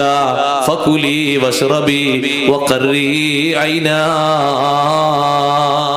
ഭക്ഷണം അല്ലാഹു അബോധിക മാർഗത്തിലൂടെ നൽകി. ഈമാന് സൂക്ഷിച്ച് നടന്നപ്പോ, ശരീരം ശരിക്ക് ശ്രദ്ധിച്ച് നടന്നപ്പോ, ആരുടെ മുന്നിലും സ്വകാര്യത പരസ്യപ്പെടുത്താതെ സുരക്ഷിതമായി നടന്നപ്പോ അല്ലാഹു കൊടുത്ത ബഹുമാനമാണ്. നമ്മൾ പാടാറില്ലേ, കനിയില്ല കാലം കനിയെ കൊടുത്തോവർ, കരിഞ്ഞ മരത്തിന്മേൽ കായാ നിറച്ചോവർ. ഒരൽപ്പം പോലും ഈത്തപ്പഴമില്ലാത്ത കാലത്താണ് സഹോദരങ്ങളെ നല്ല പാകമായ ഈത്തപ്പഴങ്ങള് മറിയം ബീവി റളിയല്ലാഹു അൻഹ ഒന്ന് പിടിച്ചു കുലുക്കുമ്പോഴേക്ക് തായോട്ട് വീഴുന്നു. അപ്പൊ ഭക്ഷണമായിട്ട് നല്ല ഈത്തപ്പഴം കിട്ടും, നല്ല ശുദ്ധജലവും കിട്ടും, ഇനിയൊരു പ്രശ്നവുമില്ല. ഇങ്ങനെ മനുഷ്യന്മാരാരെങ്കിലും കണ്ടാ എന്താ പ്രശ്നം എന്നുള്ളതല്ലേ? അതിനൊരു മാർഗം കൂടി പറഞ്ഞുതരാം. ഫഇമ്മാ തറയിന്ന മിനൽ ബശരി അഹദൻ ഫഖൂലി ഇന്നി നദർതു ലിർറഹ്മാനി സൗമാ ഫലൻ നുകല്ലിമൽ യൗമ ഇൻസിയാ. മനുഷ്യന്മാരാരെങ്കിലും കാണുമ്പോൾ ചോദിക്കൂ, ഈ കുട്ടി എവിടുന്നാണ്? അങ്ങനെ കുട്ടിയെ നിങ്ങൾക്ക് എങ്ങനെ കിട്ടി? നിങ്ങൾ കല്യാണം കഴിച്ചിട്ടില്ലല്ലോ. ആളുകൾ പലതും ചോദ്യം ചെയ്യും. നിങ്ങൾ ഒറ്റ കാര്യം ചെയ്താൽ മതി. അല്ലാഹു തആല പറഞ്ഞു കൊടുത്തു, നിങ്ങൾ പറഞ്ഞാൽ മതി, ഞാൻ ഒരാളോട് മറുപടി പറയാനില്ല. ഇന്നി നദർതു ലിർറഹ്മാനി സൗമൻ, ഞാൻ റഹ്മാനായ റബ്ബിന് വേണ്ടി നിയന്ത്രണം പാലിച്ചു, അച്ചടക്കത്തോടുകൂടി ജീവിക്കാൻ തീരുമാനിച്ചു. ഫലൻ നുകല്ലിമൽ യൗമ ഇൻസിയാ, ഒരു മനുഷ്യനോട് സംസാരിക്കാൻ ഞാനില്ല, നിങ്ങൾ എന്ത് വേണമെങ്കിലും പറഞ്ഞു. അങ്ങനെ അവര് വന്നു, കുന്നിന് മുകളിലേക്ക് കയറി വന്നു. മറിയം ബീവിയെ അനാവശ്യമായിട്ട് പലതും ചീത്ത പറഞ്ഞു. ചീത്ത പറഞ്ഞ ആൾക്കാർ പിന്നെ തിരുത്തേണ്ടി വന്നു. എങ്ങനെ തിരുത്തേണ്ടി വന്നു? മറിയം ബീവി റളിയല്ലാഹു അൻഹ നിയന്ത്രണം പാലിച്ചു. അല്ലാഹു അതല്ലേ പറഞ്ഞു നിയന്ത്രണം പാലിക്കാൻ, നിയന്ത്രണം പാലിച്ചു. മറുപടി ഒന്നും പറഞ്ഞില്ല. അവസാനം അവര് പറഞ്ഞു മറുപടി കിട്ടിയെങ്കിലേ പോകുള്ളൂ. അപ്പം മറിയം ബീവി റളിയല്ലാഹു അൻഹ ഫഅശാറത്തിലേഹി, കുട്ടിയിലേക്ക് ഇങ്ങനെ ചൂണ്ടിക്കാണിച്ചു കൊടുത്തു. തൊട്ടില് ഇങ്ങനെ ആടുന്ന ആ കുട്ടിയോട് ചോദിക്കാൻ വേണ്ടിയിട്ട് അവര് ചോദിച്ചു, കൈഫ നുകല്ലിമു മൻ കാന ഫിൽ മഹദി സബിയ്യ, തൊട്ടിൽ കിടക്കുന്ന കുട്ടികളോട് ഞങ്ങൾ എങ്ങനെ സംസാരിക്കാനാ? വർത്തമാനം പറയുന്നവരോടല്ലേ സംസാരിക്കരുത് എന്നവര് പറഞ്ഞപ്പോഴേക്ക് മറിയം ബീവി റളിയല്ലാഹു അൻഹയെ തെറ്റിദ്ധരിച്ചതും പറഞ്ഞതിനൊക്കെ മറുപടി കുട്ടി അങ്ങ് പറഞ്ഞു, ഇന്നി അബ്ദുല്ലാഹ് അതാനിയൽ കിതാബ വജഅലനി നബിയ്യാ വജഅലനി മുബാറകൻ ഐനമാ കുന്തു വഔസാനി ബിസ്സലാത്തി വസ്സകാത്തി മാ ദുംതു ഹയ്യാ വബർറൻ ബിവാലിദതി വലം യജഅൽനി ജബ്ബാറൻ ശഖിയ്യാ. ഞാൻ അല്ലാഹുവിന്റെ അടിമയാണ്. നിങ്ങൾ വിചാരിക്കും പോലെ ഞാനൊരു ജാരസന്തതിയല്ല, ഞാനൊരു ദൈവത്തിന്റെ പുത്രനല്ല, ദൈവത്തിന്റെ സങ്കീർത്തനമല്ല, ആരുമല്ല, പ്രതിപുരുഷനുമല്ല. ഞാൻ അല്ലാഹുവിന്റെ അടിമയാണ്. ആതാനിയൽ കിതാബ വജഅലനി നബിയ്യാ, എനിക്ക് അല്ലാഹു വേദഗ്രന്ഥം തന്നു കഴിഞ്ഞു. വജഅലനി നബിയ്യാ, എന്നെ നബിയാക്കി അല്ലാഹു നിശ്ചയിച്ചു. അതെ, അല്ലാഹു തആല എന്നോട് നിസ്കാരം കൊണ്ട് ഉപദേശിച്ചു, സകാത്ത് കൊടുക്കണമെന്ന് അല്ലാഹു വസിയത്ത് ചെയ്തു. മാദും തുഹയ്യാ, ജീവിക്കുന്ന കാലത്തോളം ഈ കാര്യങ്ങൾ നിർവഹിക്കണം. വജഅലനി മുബാറകൻ ഐനമാ കുന്തു, ഞാൻ ഏത് നാട്ടിലാണെങ്കിലും അല്ലാഹു എന്നെ ധാരാളം ബറക്കത്തുള്ള ആളാക്കി. തഫ്സീറിൽ കാണാം, ഇനി ഈസാ നബി അലൈഹി സ്വലാത്തു വസ്സലാം വരുന്ന കാലത്ത് ഭൂമിയിൽ വലിയ ബറക്കത്തുള്ള കാലമാണ്. 7 കൊല്ലം ഈസാ നബി അലൈഹി സ്വലാം ഇവിടെ ഭരിക്കും. അന്നുള്ള ബർക്കത്ത് പോലെ നമ്മൾ പിന്നെ ബർക്കത്ത് കാണൂല. നല്ല ബർക്കത്തുള്ള കായ്ക്കനികളിൽ മാത്രമല്ല, സാമ്പത്തിക രംഗത്തുള്ള പുരോഗതിയിലും ഈമാനോടെ ഇസ്ലാമോടെ നല്ല അന്തസ്സോടെ ജീവിക്കാനുള്ള കാലാവസ്ഥയൊക്കെ നല്ല ബർക്കത്തുള്ള കാലമാണ്. വജഅലനി മുബാറകൻ ഐനമാ കുന്തു, ഞാൻ എവിടെയാണെങ്കിലും ഏത് നാട്ടിലാണെങ്കിലും അല്ലാഹു എന്നെ ബർക്കത്തുള്ള ആളാക്കിയിട്ടുണ്ട്. ആ ഈസാ നബി അലൈഹി സ്വലാത്തു വസ്സലാം ഈ മറുപടികൾ മറുപടികളൊക്കെ പറയാനുള്ള കാരണം മറിയം ബീവി റളിയല്ലാഹു അൻഹയുടെ സൂക്ഷ്മമായ ജീവിതമാണ്, സൂക്ഷ്മതയുള്ള ജീവിതം. അവരാ പറഞ്ഞതിനൊക്കെ മറുപടി പറഞ്ഞു, ഒരു മറുപടിയും പറഞ്ഞില്ല. അവസാനം അവര് മറിയം ബീവിന്റെ കാൽ പിടിച്ച് പൊരുത്തപ്പെടിച്ചു. അവര് പറഞ്ഞതിനൊക്കെ ഒരു മാപ്പ് ചോദിച്ചു. മറിയം ബീവി റളിയല്ലാഹു അൻഹ താമസിച്ച ചെറിയൊരു കുടിലുണ്ടായിരുന്നു. ആ കുടിലൊക്കെ അവർ പൊളിച്ചു കളഞ്ഞിരുന്നു. പകരം അവർ കുടിൽ കെട്ടിക്കൊടുത്തു അവിടെ തന്നെ. അതിനൊക്കെ ഒരൊറ്റ മിനിറ്റ് വേണ്ടെന്നുള്ളൂ ഈസാ നബി അലൈഹി സ്വലാത്തു വസ്സലാമിന്റെ മറുപടി. ഈ ബഹുമാനങ്ങളൊക്കെ കിട്ടാനുള്ള ഒരു കാരണം മറിയം ബീവിയുടെ സൂക്ഷ്മതയുള്ള ജീവിതമാണ്. അതുകൊണ്ട് ആ സഹോദരങ്ങളെ, മറിയം ബീവി റളിയല്ലാഹു അൻഹയുടെ അടുത്തേക്ക് ജിബ്രീൽ അലൈഹിസ്സലാം വന്നത് സാധാരണ അമ്പിയാക്കളുടെ അടുത്തേക്ക് മലക്ക് വരും പോലെയല്ല. അമ്പിയാക്കളുടെ അടുത്തേക്ക് മലക്ക് വരും പോലെ കാണാൻ അമ്പിയായിനെ കഴിയുള്ളൂ. മലക്കിന്റേതായ രൂപത്തിൽ, മലക്കിനെ മനുഷ്യന്റെ രൂപത്തിൽ ധാരാളം മഹത്തുക്കൾ കണ്ടിട്ടുണ്ട്, ഔലിയാക്കളും കണ്ടിട്ടുണ്ട്. മറിയം ബീവി റളിയല്ലാഹുവിന്റെ അടുത്തേക്ക് എങ്ങനെ വന്നത്? ഫതമസ്സല ലഹാ ബശറൻ സവിയ്യ, നല്ലൊരു മനുഷ്യവേഷത്തിലാ വന്നത്. വെള്ള വസ്ത്രം ധരിച്ച്, നല്ല കറുത്ത മുടിയുണ്ട്, തലപ്പാവൊക്കെ ധരിച്ച്, കാണാൻ നല്ല ഒരു ഭംഗിയുള്ള രൂപത്തിലാ വന്നത്. വന്നപ്പോഴേക്കെന്നെ മറിയം ബീവി എന്താ പറഞ്ഞത്? നല്ല ഒരു മനുഷ്യരൂപത്തിൽ വന്നപ്പോഴേക്കെന്നെ ആകർഷിക്കുന്ന ശൈലിയിൽ വന്നപ്പോ മറിയം ബീവി റളിയല്ലാഹു അൻഹ എന്താ പറഞ്ഞത്? നിങ്ങളെ കാണാൻ നല്ല ചൊറുക്കുണ്ടല്ലോ, ഒന്ന് അടുത്തേക്ക് ഇരുന്നേ. എങ്ങനെ പറഞ്ഞു? ഇന്നി അഊദു ബിർറഹ്മാനി മിൻക ഇൻ കുൻത തഖിയാ, ഞാൻ ഈ മലക്ക് മുകളിൽ ഒറ്റയ്ക്ക് താമസിക്കുന്ന പെണ്ണാണ്. ഞാൻ അല്ലാഹുവിനോട് കാവൽ ചോദിക്കുന്നു. ഇൻ കുൻത തഖിയാ, അല്പമെങ്കിലും അല്ലാഹുവിനെ ശ്രദ്ധിച്ച് സൂക്ഷിച്ച് ജീവിക്കുന്ന ആളാണെങ്കിൽ ഒന്ന് മാറി നിൽക്കണേ.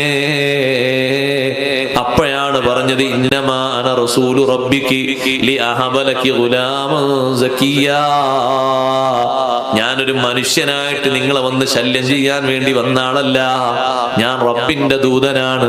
നല്ലൊരു കുഞ്ഞിനെ നിങ്ങൾക്ക് തരാൻ വേണ്ടിയിട്ട് അല്ലാഹു എന്നെ വിട്ടതാണ്. അതിന്റെ കാരണങ്ങൾ നിങ്ങൾ നിശ്ചയിക്കാനും നിങ്ങൾക്ക് വേണ്ട കാര്യങ്ങൾ ചെയ്തു തരാനും അല്ലാഹു എന്നെ വിട്ട ദൂതനാണ്.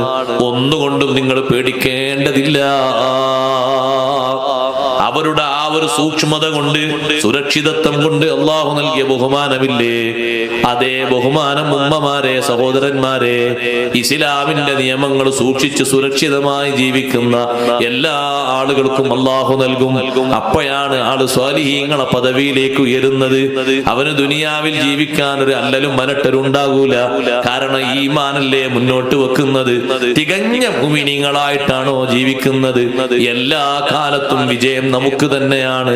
അൻതുമുൽ അഅലൗന ഇൻ കുൻതും മുഅ്മിനീൻ. അല്ലാഹു നമ്മളോട് പറഞ്ഞ ഓഫറാണത്. അൻതുമുൽ അഅലൗൻ, നിങ്ങളാണ് എപ്പോഴും മുകളിൽ, എപ്പോഴും ഉന്നതര് നിങ്ങളാണ്. നിങ്ങളാണ് എല്ലാവരെയും മേലെ എത്തുന്നവര്. പക്ഷേ നിരുപാധികമല്ല. ഇൻ കുൻതും മുഅ്മിനീൻ, നിങ്ങൾ ഈമാനുള്ളവരാണെങ്കിൽ നിങ്ങൾ തന്നെയാണ് ജയിക്കുക, ആരും ജയിക്കൂല. ഈമാനോടുകൂടെ ജീവിക്കുന്നവരാണെങ്കിൽ നമ്മൾ തന്നെ ജയിക്കും. പക്ഷെ അതിന് നല്ല തികഞ്ഞ ഈമാന് വേണം. അള്ളാഹു നമുക്ക് ഈമാനേറ്റി തരട്ടെ. ഇഖ്ലാസ് അള്ളാഹു വർദ്ധിപ്പിച്ചു തരട്ടെ. ഈമാനിന് പുഴുക്കുത്തുകൾ ബാധിക്കുന്ന വിഷയങ്ങൾ നമ്മിൽ വരാൻ പാടില്ല. ഈമാൻ ഉണ്ടെങ്കിൽ ഈമാനോട് ചേരാത്ത കാര്യങ്ങളാണ് കറഹ ഇലൈക്കുമുൽ കുഫ്റ വൽ ഫുസൂഖ വൽ ഇസ്യാൻ. ഇത് മൂന്നും ഈമാനോട് ചേരൂല. ഒന്ന് കുഫ്ർ, സത്യനിഷേധം. ഒരിക്കലും സത്യനിഷേധം ഒരു സൗന്ദര്യമായി തോന്നാൻ പാടില്ല. ഏതെങ്കിലും നിഷേധികളുടെ, സത്യനിഷേധികളുടെ, മുസ്ലിങ്ങളല്ലാത്തവരുടെ ആരാധനകളോ ആഘോഷങ്ങളോ കാണുമ്പോൾ നിങ്ങളെ മനസ്സിലേക്ക് തിരക്കടില്ലട്ടോ, നല്ല ചൊറുക്കുണ്ട്, നല്ല സൗന്ദര്യമുണ്ട്, കുഴപ്പമില്ലട്ടോ, ആഘോഷം നല്ല അടിപൊളിയാണ് തോന്നാൻ പാടില്ല. അഷ്റഫുൽ ഖൽഖ് സല്ലല്ലാഹു അലൈഹി വസല്ലം തങ്ങൾ വഫാത്തിന്റെ തൊട്ട് മുമ്പ് തങ്ങൾ ഇങ്ങനെ വീട്ടിൽ വിശ്രമിക്കുന്ന സമയത്താണ് രണ്ട് ഭാര്യമാർ യാത്ര ചെയ്ത് തിരിച്ചു വരുമ്പോ കണ്ട ഒരു കനീസയെ പറ്റി, നല്ല സൗന്ദര്യമുള്ള കനീസയെ പറ്റി നബി സല്ലല്ലാഹു അലൈഹി വസല്ലം പറഞ്ഞു. അല്ല ചൊറുക്കുണ്ട് ആ കനീസ കാണാൻ. ഒരു ചർച്ചിനെ പറ്റി പറഞ്ഞാണ്. നബി സല്ലല്ലാഹു അലൈഹി വസല്ലം പറഞ്ഞു, അതിന്റെ സൗന്ദര്യം ഒന്നും ഇവിടെ പറയണ്ട.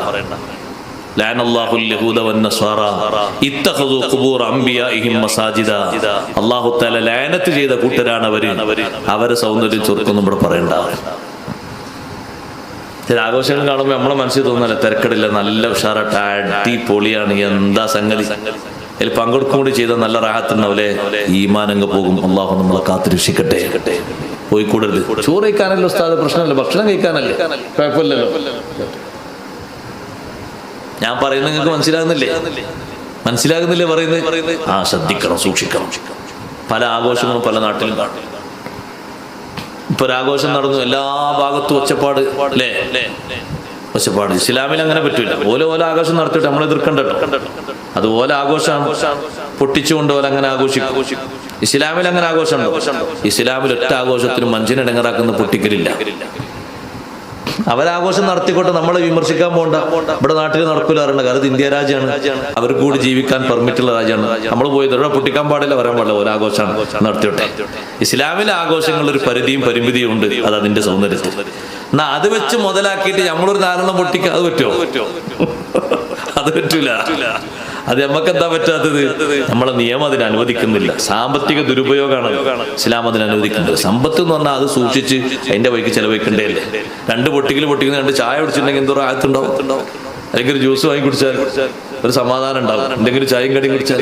അപ്പൊ വെറുതെ കളയാൻ പാടില്ല, അത് ഹറാമാണ്. മുമ്പ് കണ്ടില്ലെങ്കിൽ ഈ നോട്ട് നിരോധം വന്ന് നോട്ട് മാറ്റൽ വന്നപ്പോ ഒരാൾ ചോദിച്ചു, ഉസ്താദേ കുറെ നോട്ടുണ്ട്, അവിടെയും ഇവിടെയും കൊണ്ടുപോയി മാറ്റാൻ പറ്റൂല, ഒന്നായിട്ട് കത്തിച്ചാലോ?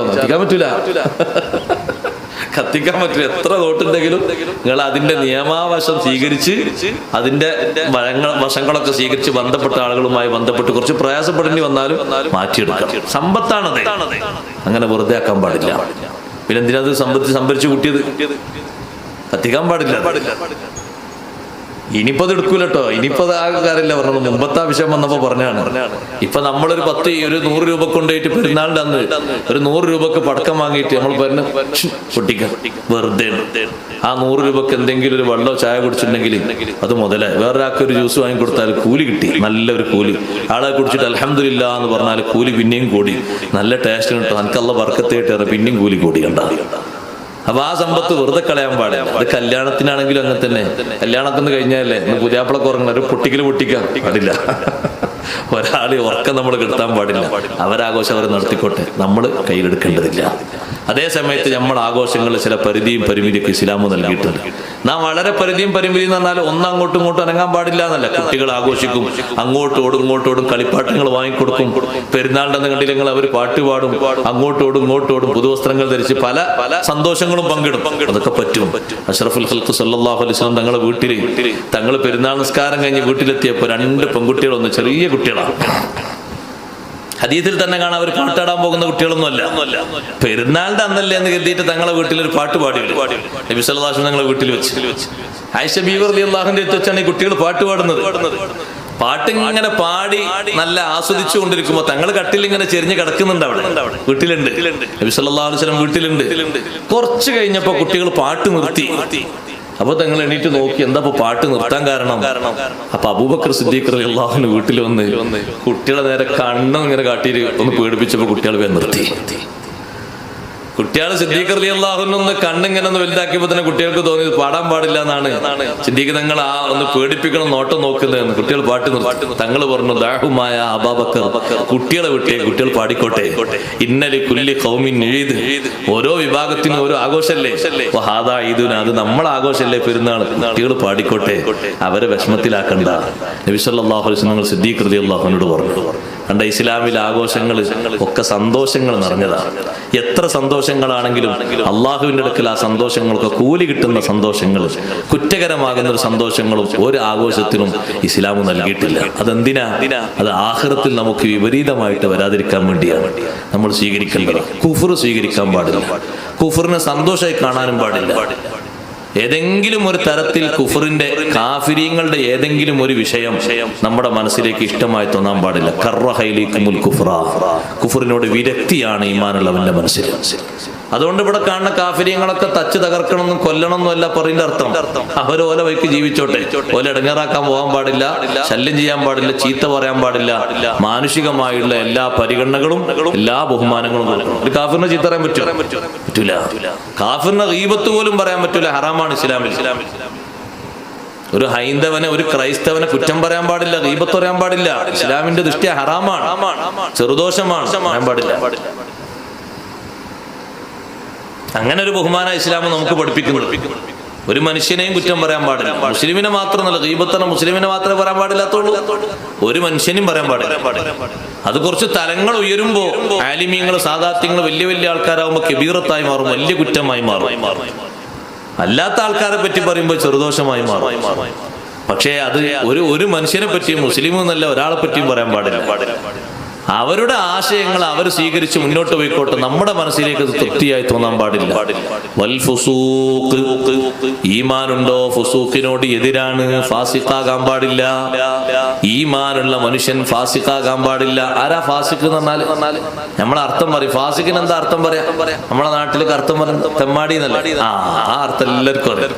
അത് ആരാളെന്ന് കേട്ടാൽ നമ്മളൊന്നും അതിൽ പെടാൻ പാടില്ലേ. ഇനി പെട്ടവരുണ്ടെങ്കിൽ നമ്മൾ മാറണം. ഞാൻ അതിനു വേണ്ടി വിശദീകരിക്കണം, വിശാലമായി പറയണം.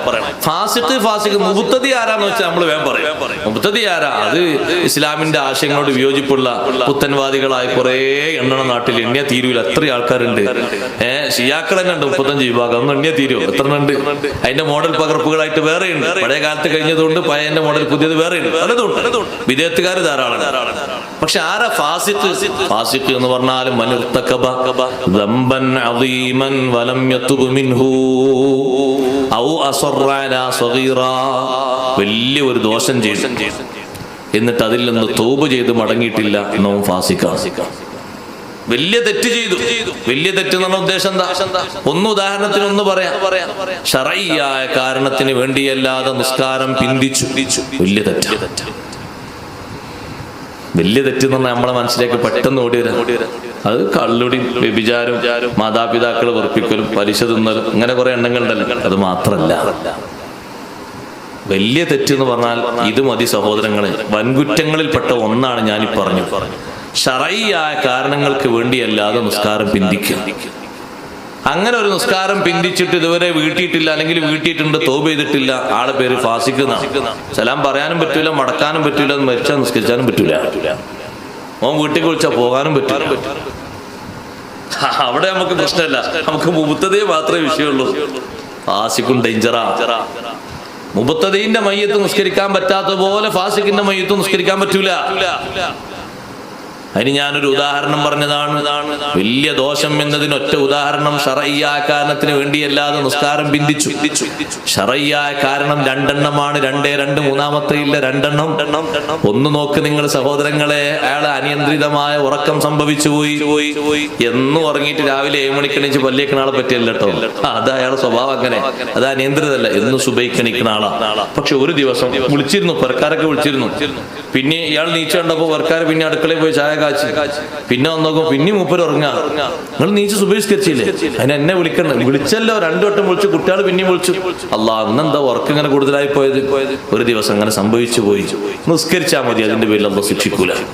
എന്നും അങ്ങനെയാണെങ്കിലുള്ള കാര്യമല്ല കേട്ടോ പറഞ്ഞേ. എന്നും ഒരാൾ അങ്ങനെ തന്നെയാണ്. അയാൾ 8 മണിക്ക് എന്തെണീക്കുള്ളൂ. അയാളെ പറ്റിയിട്ട് ഈ പറഞ്ഞ വിധത്തിൽ ഒരു കാരണമില്ല. അത് അയാൾ തനിച്ച ഫാസിക്കാന്നുള്ളതിന്റെ ഒരു തെളിവാണ്. ഇപ്പോഴും ജുമഅക്ക് പോകാത്ത മനുഷ്യന്മാരില്ലേ? ഇപ്പോഴും ജുമഅക്ക് പോകാത്ത മനുഷ്യന്മാരില്ലേ? എന്താ പോലും പറഞ്ഞു? കൊറോണ ഉണ്ട്, അങ്ങാടിക്ക് വരുന്നതിന് കൊറോണ അല്ല. കല്യാണത്തിനൊക്കെ ഭയങ്കര തിരക്കാണ്. അവിടെ ഒരു പ്രശ്നമില്ല. എവിടെ പ്രശ്ന സംഗതി ഉണ്ടോ, ഒരു റിലീഫ് കൊടുക്കുന്നുണ്ടോ, റേഷൻ കടയിൽ വരും, എവിടെ ഒരു കുഴപ്പമില്ല. പക്ഷെ ആകെ ഒരു കുഴപ്പമില്ല, ജുമഅക്ക് വരുന്നില്ല. അങ്ങനെ പള്ളിന്റെ മുങ്ങടെ എത്തുമ്പോ കൊറോണ ഇങ്ങനെ ഓടി വരികയാണ്. ഓലാണ് തിന്നാനായിട്ട് പല കാരണങ്ങൾ പറഞ്ഞിട്ട് വിചാരിച്ചുമ്പോൾ രക്ഷപ്പെട്ടു. ഫാസിഖാണ്, കടുത്ത ഫാസിഖ്. ഒരൊറ്റ നിസ്കാരം ഞാൻ എന്റെ ശബ്ദം കേൾക്കുന്ന ആൺകുട്ടികളോട്, പെൺകുട്ടികളോട്, പ്രായപൂർത്തിയെത്തിയ അനുജന്മാരോട്, അനുജത്തിമാരോടൊക്കെ പറയട്ടെ, നിങ്ങളെ പെരടിയിൽ ഒരു നിസ്കാരം ശർഈയായ കാരണത്തിന് വേണ്ടിയല്ലാതെ പിന്തിച്ചിട്ടുണ്ട്. ഇന്നും അത് നിസ്കരിച്ചിട്ട് തൗബ ചെയ്ത് മടങ്ങിയിട്ടില്ലേ, നമ്മളെ പേര് ഫാസിഖ് എന്നാ. ഒരു ശരിയായ മൂമിനി എന്നല്ല നമ്മളെ പറ്റി പറയാം, നമ്മളെ പേര് ഫാസിഖ് എന്നാ. മനിർതകബ ദംബൻ അളീമൻ, ഒരൊറ്റ വൻകുറ്റം ചെയ്തു, വലം യതുബ് മിൻഹു, അതിൽ നിന്ന് തൗബ ചെയ്ത് മടങ്ങിയിട്ടില്ല, ഫാസിഖാണ്. രണ്ടാമത് ശർഈയായ ഒരു കാരണമുള്ളത് നിസ്യാനാണ്, മറതി. ദുഃഖം കൂടുമ്പോഴോ സന്തോഷം കൂടുമ്പോഴോ ഒക്കെ മറന്നുപോകും ആൾക്കാർ.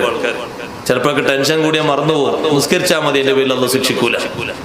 നമ്മൾ ഇനി എണ്ണുന്ന കാരണങ്ങളൊന്നും കാരണമായി കൂട്ടൂല. രോഗം, മരണം, യാത്ര, പഠനം, ജോലി, അധ്യാപനം, പിന്നെന്താ ഞങ്ങളുടെ കുട്ടികൾ, ഒന്നും കാരണമല്ല.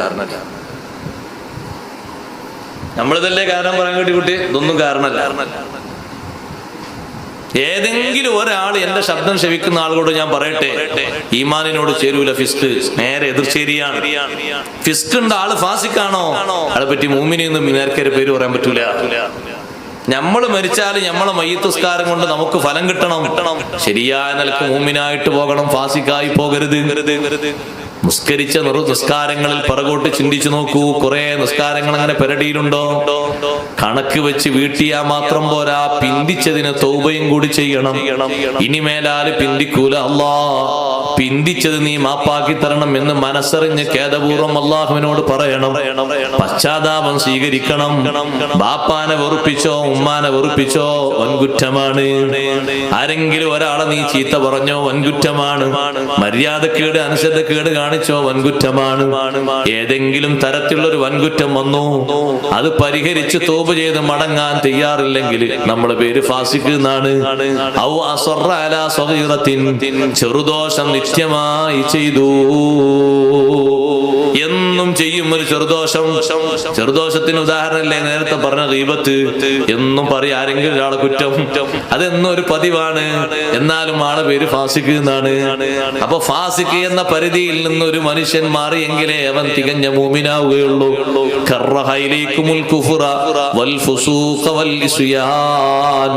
മൂന്നാമത്തത് അല്ലാഹു പറയുന്നു വല്ലിസ്യാൻ, കുറ്റകൃത്യങ്ങൾ ഈമാനുള്ള മനുഷ്യന് വെറുപ്പാണ്. കുറ്റം ചെയ്യാൻ ഒരിക്കലും അവന്റെ മനസ്സിന് തോന്നൂല. കുറ്റം എങ്ങനെയാ ഞാൻ ചെയ്യുന്നത്, അല്ലാഹു സുബ്ഹാനഹു വ തആല എന്നെ ശിക്ഷിക്കൂലേ, ചോദ്യം ചെയ്യൂലേ എന്ന് കരുതിയിട്ട് അവൻ മാറി നിൽക്കുകയാണ്. യഥാർത്ഥ ഈമാനുള്ള മനുഷ്യൻ അവൻ കുറ്റകൃത്യങ്ങളിൽ നിന്ന് മാറി നിൽക്കും. കുറ്റങ്ങളിൽ വലിയൊരു കുറ്റമാണല്ലോ സഹോദരങ്ങളെ കദിബ്, കളവ് വലിയൊരു കുറ്റമല്ലേ? കളവ് എന്ന് പറയുന്ന ഒരു കുറ്റത്തിൽ നിന്ന് മനുഷ്യൻ മാറി നിൽക്കുകയാണെങ്കിൽ അവൻ എത്രമാത്രം വിശുദ്ധനാണ്. മുഅ്മിനായ മനുഷ്യനോട് ഒരിക്കലും ചേരാത്ത ഒരു സംഗതിയാണ് കളവെന്ന് പറയുന്ന കുറ്റം. കള്ളം പറയുക, കള്ളം പറയുന്നത് കേൾക്കുക, അത് പറഞ്ഞു കൊടുക്കുക, രണ്ടും വളരെ വലിയ അബദ്ധമാണ്. സയ്യിദുനാ മുഹമ്മദുർ റസൂലുള്ളാഹി സ്വല്ലല്ലാഹു അലൈഹി വസല്ലം നിങ്ങളെ സവിധത്തിൽ വന്നിട്ട് ഒരാൾ പറഞ്ഞു, അല്ലാഹുവിന്റെ റസൂലേ, ഇസ്ലാമിലേക്ക് വരാൻ എനിക്ക് വലിയ താല്പര്യമുണ്ട്, പക്ഷേ ഞാൻ ഒരുപാട് തെറ്റുകുറ്റങ്ങളിൽ മുഴുകിയ മനുഷ്യനാണ്. പലതും നിങ്ങൾ പാടില്ല എന്നാണ്, ഹറാമാന്നാ പറയുന്നത്. കളവ് കേസിലും ഞാനുണ്ട്, വ്യഭിചാരത്തിലും ഞാനുണ്ട്, അതുപോലെ തന്നെ മദ്യപാനത്തിലും ഞാനുണ്ട്, കള്ളം പറയുന്നതിലും ഞാനുണ്ട്. ഇതൊക്കെ എന്റെ ജീവിതത്തിൽ ഇപ്പോഴും നടക്കുന്ന തെറ്റുകുറ്റങ്ങളാണ്. എല്ലാം കൂടി ഒഴിവാക്കിയിട്ട് എനിക്ക് ഒറ്റയടിക്കങ്ങ് വരാൻ കഴിയില്ല. ഏതെങ്കിലും ഒന്ന് നിർത്തിയിട്ട് വരാൻ പറഞ്ഞാൽ ഞാൻ റെഡിയാണ്, തയ്യാറാണ്. നബി സല്ലല്ലാഹു അലൈഹി വസല്ലം നിങ്ങൾ പറഞ്ഞു, എന്നാ അങ്ങനെ ആയിക്കോട്ടെ, കളവ് പറയുക എന്നുള്ളത് മാത്രം നിങ്ങൾ അങ്ങ് മാറ്റിവെക്കണം. നിങ്ങൾ ഇസ്ലാമിലേക്ക് വന്നു. അങ്ങനെ എന്നാ ശരി, അത് സ്വീകരിച്ചു. ഷഹാദത്ത് കലിമയിൽ ഇസ്ലാമിലേക്ക് വന്നു. നബി സല്ലല്ലാഹു അലൈഹി വസല്ലം മുന്നിൽ വെച്ച് ആള് മുസ്ലിമായി നല്ല നിലക്ക് മുന്നോട്ട് പോകുന്നതിന്റെ ഇടക്ക് വീട്ടിലേക്ക് അയാൾ പോയപ്പോ അയാളെ കൂട്ടുകാർ വന്നിട്ട് പറഞ്ഞു, സുഹൃത്തെ, ഇന്നലെയും മിഞ്ഞാന്നും കഴിഞ്ഞ കൊല്ലം കഴിഞ്ഞ മാസം ഒന്നും കുടിച്ച പോലല്ല, ഒരു പുതിയ സാധനം കിട്ടിയിട്ടുണ്ട്, എന്തൊരു ടേസ്റ്റാന്ന് അറിയാം, ഒന്ന് കുടിച്ചു നോക്കണമെന്ന് വെച്ചു. കുടിച്ചു നോക്കണമെന്ന് ഇയാൾ ചോദിച്ചപ്പോൾ ഇയാൾ ഇങ്ങനെ ചിന്തിച്ചു, പടച്ചോനെ, ഞാനിപ്പോ ഒരു പ്രതിസന്ധിയിലാണുള്ളത്. എന്താ പ്രതിസന്ധി? ഞാനത് കുടിച്ചിട്ട് നബി സല്ലല്ലാഹു അലൈഹി വസല്ലം മുന്നിൽ ചെല്ലുകയാണെങ്കിൽ മാനം കാക്കണമെങ്കിൽ കളവ് പറയേണ്ടി വരും. കുടിച്ചിട്ടില്ല എന്ന് പറഞ്ഞു, അപ്പോഴല്ലേ എനിക്ക് മാനം കാക്കാൻ പറ്റുള്ളൂ. ഇനി കുടിച്ചു എന്നുള്ള സത്യം ഞാൻ പറയുന്നത്, ആൾക്കാരെ മുന്നിൽ വെച്ച് 40 അടി കൊള്ളണ്ടേ, അതൊരു മാനക്കേടല്ലേ? അതുകൊണ്ട് തൽക്കാലം അത് വേണ്ട. പിറ്റത്തെ ആഴ്ച വന്നിട്ട് ഒരാൾ പറഞ്ഞു, ഓരോ കമ്പനിയിൽപ്പെട്ട ഒരാള് നല്ല ഒരു മദിനപ്പതിനേകാരിയായ ഒരു പെൺകുട്ടിനെ കിട്ടിയിട്ട്, നീ വരികയാണെങ്കിൽ നിനക്കും കൂടി കാഴ്ച വെച്ച് തരാം, നീ വരുന്നുണ്ടോ? അപ്പോഴും അയാൾ ചിന്തിക്കുന്നു, പടച്ചോനെ, ഞാൻ പ്രതിസന്ധിയിലാണ്. നബി സല്ലല്ലാഹു അലൈഹി വസല്ലം കൊടുത്ത വാക്കെന്താ? കള്ളം പറയൂല എന്നല്ലേ? ഞാൻ ഈ പണിയിൽ ഏർപ്പെട്ട് തങ്ങളെ മുന്നിൽ ചെന്ന് എന്റെ മാനം കാക്കണമെങ്കിൽ ഞാനത് ചെയ്തിട്ടില്ല എന്ന് പറയണം. അത് കളവാകും. കളവ് പറഞ്ഞാലോ നേരത്തുള്ള കരാറ് പൊളിയും. പിന്നെയോ ഞാൻ സത്യമങ്ങ് പറഞ്ഞാലോ 100 അടിയാണ് എന്നെ അടിക്കുന്നത്, ഞാൻ അവിവാഹിതനാണ്. ഒരു റൂമിൽ ഒരാൾ മാത്രം 100 അടിക്കുകയാണെങ്കിൽ കുഴപ്പമില്ല, ജനങ്ങളെ മുന്നിൽ വെച്ചല്ലേ അടിക്കുന്നത്. ഈ ശിക്ഷയ്ക്ക് ആളുകൾ സാക്ഷി നിൽക്കണമല്ലോ, ഒറ്റക്കടിക്കാൻ പറ്റൂലല്ലോ. ആണിനെയും പെണ്ണിനെയും ശിക്ഷിക്കുമ്പോൾ ഒരു കൂട്ടം മുഅ്മിനീങ്ങൾ അവിടെ സാക്ഷി നിൽക്കണം എന്നാണ് അള്ളാഹുവിന്റെ ഉത്തരവ്. അത് വലിയൊരു മാനക്കേടാണ്, എനിക്കതും വേണ്ട. അങ്ങനെ എല്ലാ ദുസ്വഭാവങ്ങളും അയാളിൽ നിന്ന് പടിയിറങ്ങിയപ്പോ നബി സല്ലല്ലാഹു അലൈഹി വസല്ലം നിങ്ങൾ അടുത്ത് വന്നിട്ട് അദ്ദേഹം പറഞ്ഞു, അല്ലാഹുവിന്റെ റസൂലേ, തങ്ങൾ എന്നെ വല്ലാതെ രക്ഷിച്ചു കളഞ്ഞു. എന്റെ ജീവിതത്തിൽ കൂടപ്പുറപ്പായുന്ന ഈ അനാവശ്യങ്ങൾ മുഴുവനും അതിന്റെ തലവനായ കെദിബിനെ തങ്ങളങ്ങ് പിടിച്ചു കെട്ടിയതോടുകൂടെ, കള്ളം പറയരുത് എന്ന വിഷയം പറഞ്ഞതോടുകൂടെ ഞാൻ ഇന്ന് രക്ഷപ്പെട്ടു കഴിഞ്ഞു. ആ തിന്മയുടെ ആ കവാടങ്ങൾ മുഴുവനും കൊട്ടിയടക്കപ്പെട്ടു പോയി. പിന്നെ ഒന്നിലേക്കും എനിക്ക് പോകേണ്ടി വന്നിട്ടില്ല, ഒന്നിലേക്കും എനിക്ക് സമീപിക്കേണ്ടി വന്നിട്ടില്ല. ഞാൻ ഇന്ന് സന്തുഷ്ടനാണ്. അപ്പൊ ചെറിയൊരു കള്ളം പറയുക എന്ന വിഷയം പോലും വിശുദ്ധ ഇസ്ലാം വലിയ ദോഷമായി പഠിപ്പിക്കുന്നത് ഈമാനോട് ചേരാത്തത് കൊണ്ടാണ്. മുഅ്മിനീങ്ങളെ, ദോഷം ചെയ്യുമ്പോ മുഅ്മിനായ മനുഷ്യന്റെ ഖൽബിൽ അല്ലാഹു സുബ്ഹാനഹു വ തആല ഒരു ദോഷം ചെയ്യുന്ന സമയത്ത് ഒരു കറുത്ത പുള്ളി കുത്തുകയാണ്. ഹദീസിൽ കാണാം, ഒരു മുഅ്മിൻ ഒരു തെറ്റ് ചെയ്താൽ അവന്റെ മനസ്സിൽ ഒരു കറുത്ത പുള്ളി കുത്തും. അമലുകളെ കൊണ്ടോ തൗബ കൊണ്ടോ ഈ കറുത്ത പാട് മാറുന്നതിന്റെ മുമ്പ് മറ്റൊന്ന് കൂടി ചെയ്താലോ ആ പുള്ളിയുടെ മേലെ രണ്ടാമത്തൊരു പുള്ളിയും വരികയാണ്. അങ്ങനെ ആവർത്തിച്ച് വരുമ്പോ അവന്റെ കൽബും സൗദാ, കറുത്തിരുണ്ടൊരു കൽബാകുന്നു. പിന്നെ ആ കൽബിലേക്ക് വഅലോ, ആ കൽബിലേക്ക് അവൻ അല്ലാഹു കൊടുക്കുന്ന രോഗമോ പരീക്ഷണമോ ഒന്നും പാഠമായി വരൂല. അതിനാണ് അൽ ഖൽബുൽ ഖാസി, കടുത്ത മനസ്സ്, ഖസ്വത്തുള്ള മനസ്സ് എന്ന് പറയുന്നത്. അല്ലാഹു നമ്മളെ കാത്തുരക്ഷിക്കട്ടെ. കൽബ് മുഴുവനും ഒരു ബ്ലാക്ക് ബോർഡായി കഴിഞ്ഞാൽ കഴുകി ശുദ്ധിയാക്കാൻ വലിയ പരമാണ്. അതേ സമയത്ത് സഹോദരങ്ങളെ, ഒരു ചില്ലറ ഏതെങ്കിലും ഒരു സമയത്ത് ഒരു ദോഷമോ മറ്റൊരു ദോഷമോ ആയിട്ട് ഒരു മുഅ്മിനായ മനുഷ്യന്റെ സ്വഭാവത്തിൽ, ജീവിതത്തിൽ, പ്രവൃത്തിയിൽ വന്നു. ആ മനുഷ്യൻ ആ ദോഷങ്ങൾ കഴുകാനും അത് പൊറുപ്പിക്കാനും പറ്റുന്ന നല്ല സന്ദർഭങ്ങൾ നമ്മുടെ മുന്നിലേക്ക് വരുന്നു. അതാണ് വിശുദ്ധ റമളാനിന്റെ നല്ല രാവുകളും നല്ല പകലുകളും. അല്ലാഹു നമുക്ക് വിശാലമായ മഗ്ഫിറത്ത് നൽകുമാറാകട്ടെ. അല്ലാഹുവിനോട് പാപങ്ങൾ പൊറുക്കലിനെ തേടുന്നതിൽ നിന്ന് ആരും വിട്ടുനിൽക്കരുത്. നല്ലോണം അല്ലാഹുവിനോട് ഇസ്തിഗ്ഫാർ ചോദിക്കണം. കൂടെ നല്ലോണം കരുതി ശ്രദ്ധിച്ച് ജീവിക്കണം.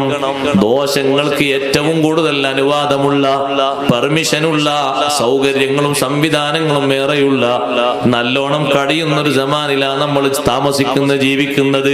നല്ല സൂക്ഷ്മതയില്ലെങ്കിൽ പലതിലും നമ്മൾ പെട്ടുപോകും. മാഷാ അല്ലാഹ്. അൽഹംദുലില്ലാഹ്. അല്ലാഹു അക്ബർ, അല്ലാഹു അക്ബർ, അല്ലാഹു അക്ബർ. ലാ ഇലാഹ ഇല്ലല്ലാഹു അല്ലാഹു അക്ബർ, അല്ലാഹു അക്ബർ വലില്ലാഹിൽ ഹംദ്.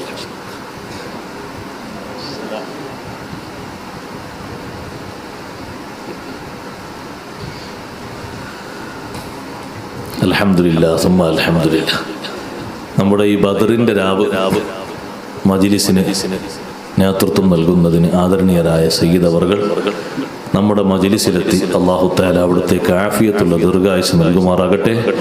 നമ്മുടെ ഈ പ്രദേശത്ത് പരിസരങ്ങളിലൊക്കെ ഒരുപാട് ആത്മീയ സദസ്സുകൾക്ക് ഒരുപാട് വർഷങ്ങളോളമായി അനുരോചനീയമായ നേതൃത്വം നൽകി മുഅ്മിനീങ്ങൾക്ക് നസീഹത്തും ദുആയുമായി വലിയ ആത്മീയമായ മുന്നേറ്റം നമ്മുടെ ഈ നാടുകൾക്ക്, പരിസരങ്ങൾക്കൊക്കെ ഉണ്ടാക്കി തന്നത് ബഹുമാനപ്പെട്ട സയ്യിദ് അവറുകളാണ്. അല്ലാഹുവിടത്തേക്ക് ആഫിയത്തുള്ള ദീർഘായുസ്സ് നൽകുമാറാകട്ടെ.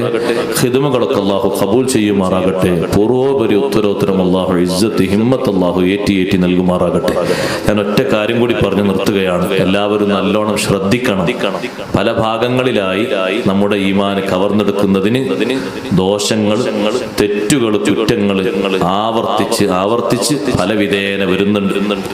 അതിൻ്റെ ഒരു പ്രധാനപ്പെട്ട സംഗതിയാണ് നമ്മുടെ കയ്യിലുള്ള ഉപകരണം. ശ്രദ്ധിച്ചില്ലെങ്കിൽ നമ്മളെല്ലാവരും പെട്ടുപോകും. ഇതൊരു കത്തി മോഡലാണ്. ഒരേലൊരു കത്തി ഉണ്ട്. ആ കത്തി എന്തിനാ? ഒരുപാട് ഉപകാരങ്ങൾക്ക് പറ്റും. ഇതിനൊക്കെ പറ്റും. ഉള്ളി അരിയാൻ പറ്റും. അതുപോലെ തന്നെ തക്കാളി മുറിക്കാൻ പറ്റും. ചെറിയ കത്തി, വലുത് കൂട്ടണ്ട, ചെറിയ കത്തി തക്കാളി മുറിക്കാൻ പറ്റും. അതുപോലെ തന്നെ ചിലപ്പോഴൊക്കെ തേങ്ങ ഉടക്കാൻ പറ്റും. പലതിനും പറ്റും കത്തി. അതേ കത്തി ശ്രദ്ധിച്ചിട്ടില്ലെങ്കിൽ, സൂക്ഷിച്ചില്ലെങ്കിൽ പല ഭാഗത്തും തട്ടി മുറിവ് പറ്റും, പരിക്ക് പറ്റും. ചിലപ്പോൾ ഒരു വിഷാംശങ്ങൾ ഉള്ളിലേക്ക് കയറിയ മരണത്തിലേക്ക് വരെ നയിക്കും. ഇതേ രൂപത്തിലാണ് ഈ ഉപകരണം. ഉപയോഗിക്കേണ്ട മാർഗങ്ങളിൽ മാത്രം അത് ഉപയോഗിക്കണം.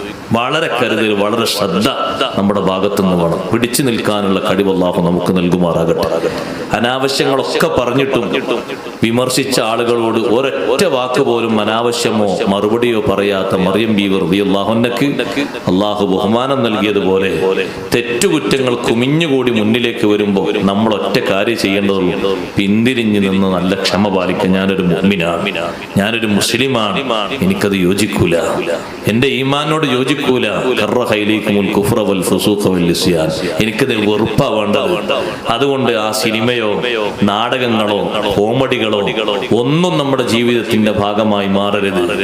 അത് ഭാഗമായി മാറിയിട്ട് അതിനുവേണ്ടി മണിക്കൂർ ചെലവഴിക്കുന്ന ഏറ്റവും പരിഹാസ്യരായ, ഇളിഭ്യരായ, ഒന്നിനും കൊള്ളാത്തവരായ ആളുകളായി നമ്മൾ അധപ്പതിക്കരുത്. നമ്മുടെ വിലപ്പെട്ട സമയങ്ങൾ നന്മകളിൽ ഉപയോഗിക്കണമെന്ന് മാത്രം ഓർമ്മപ്പെടുത്തി ഞാൻ എൻ്റെ വാക്കുകൾ ഉപസംഹരിക്കുന്നു. അല്ലാഹു സുബ്ഹാനഹു വ തആല ബദറിന്റെ രാത്രിയിൽ ഇത്രയും നേരം ഇനിയും ചെയ്തവരുടെ നസീഹത്തും ദുആവും ഒക്കെ നടക്കാനുണ്ട്. നമ്മൾ ഒരുമിച്ച് കൂടി ഒത്തുകൂടൽ അല്ലാഹു സ്വീകരിക്കുമാറാകട്ടെ. ദുആഇന് ഇജാബത്തുള്ള നല്ല മജ്ലിസാക്കി അല്ലാഹു നമ്മുടെ മജ്ലിസ് ഖബൂൽ ചെയ്യുമാറാകട്ടെ.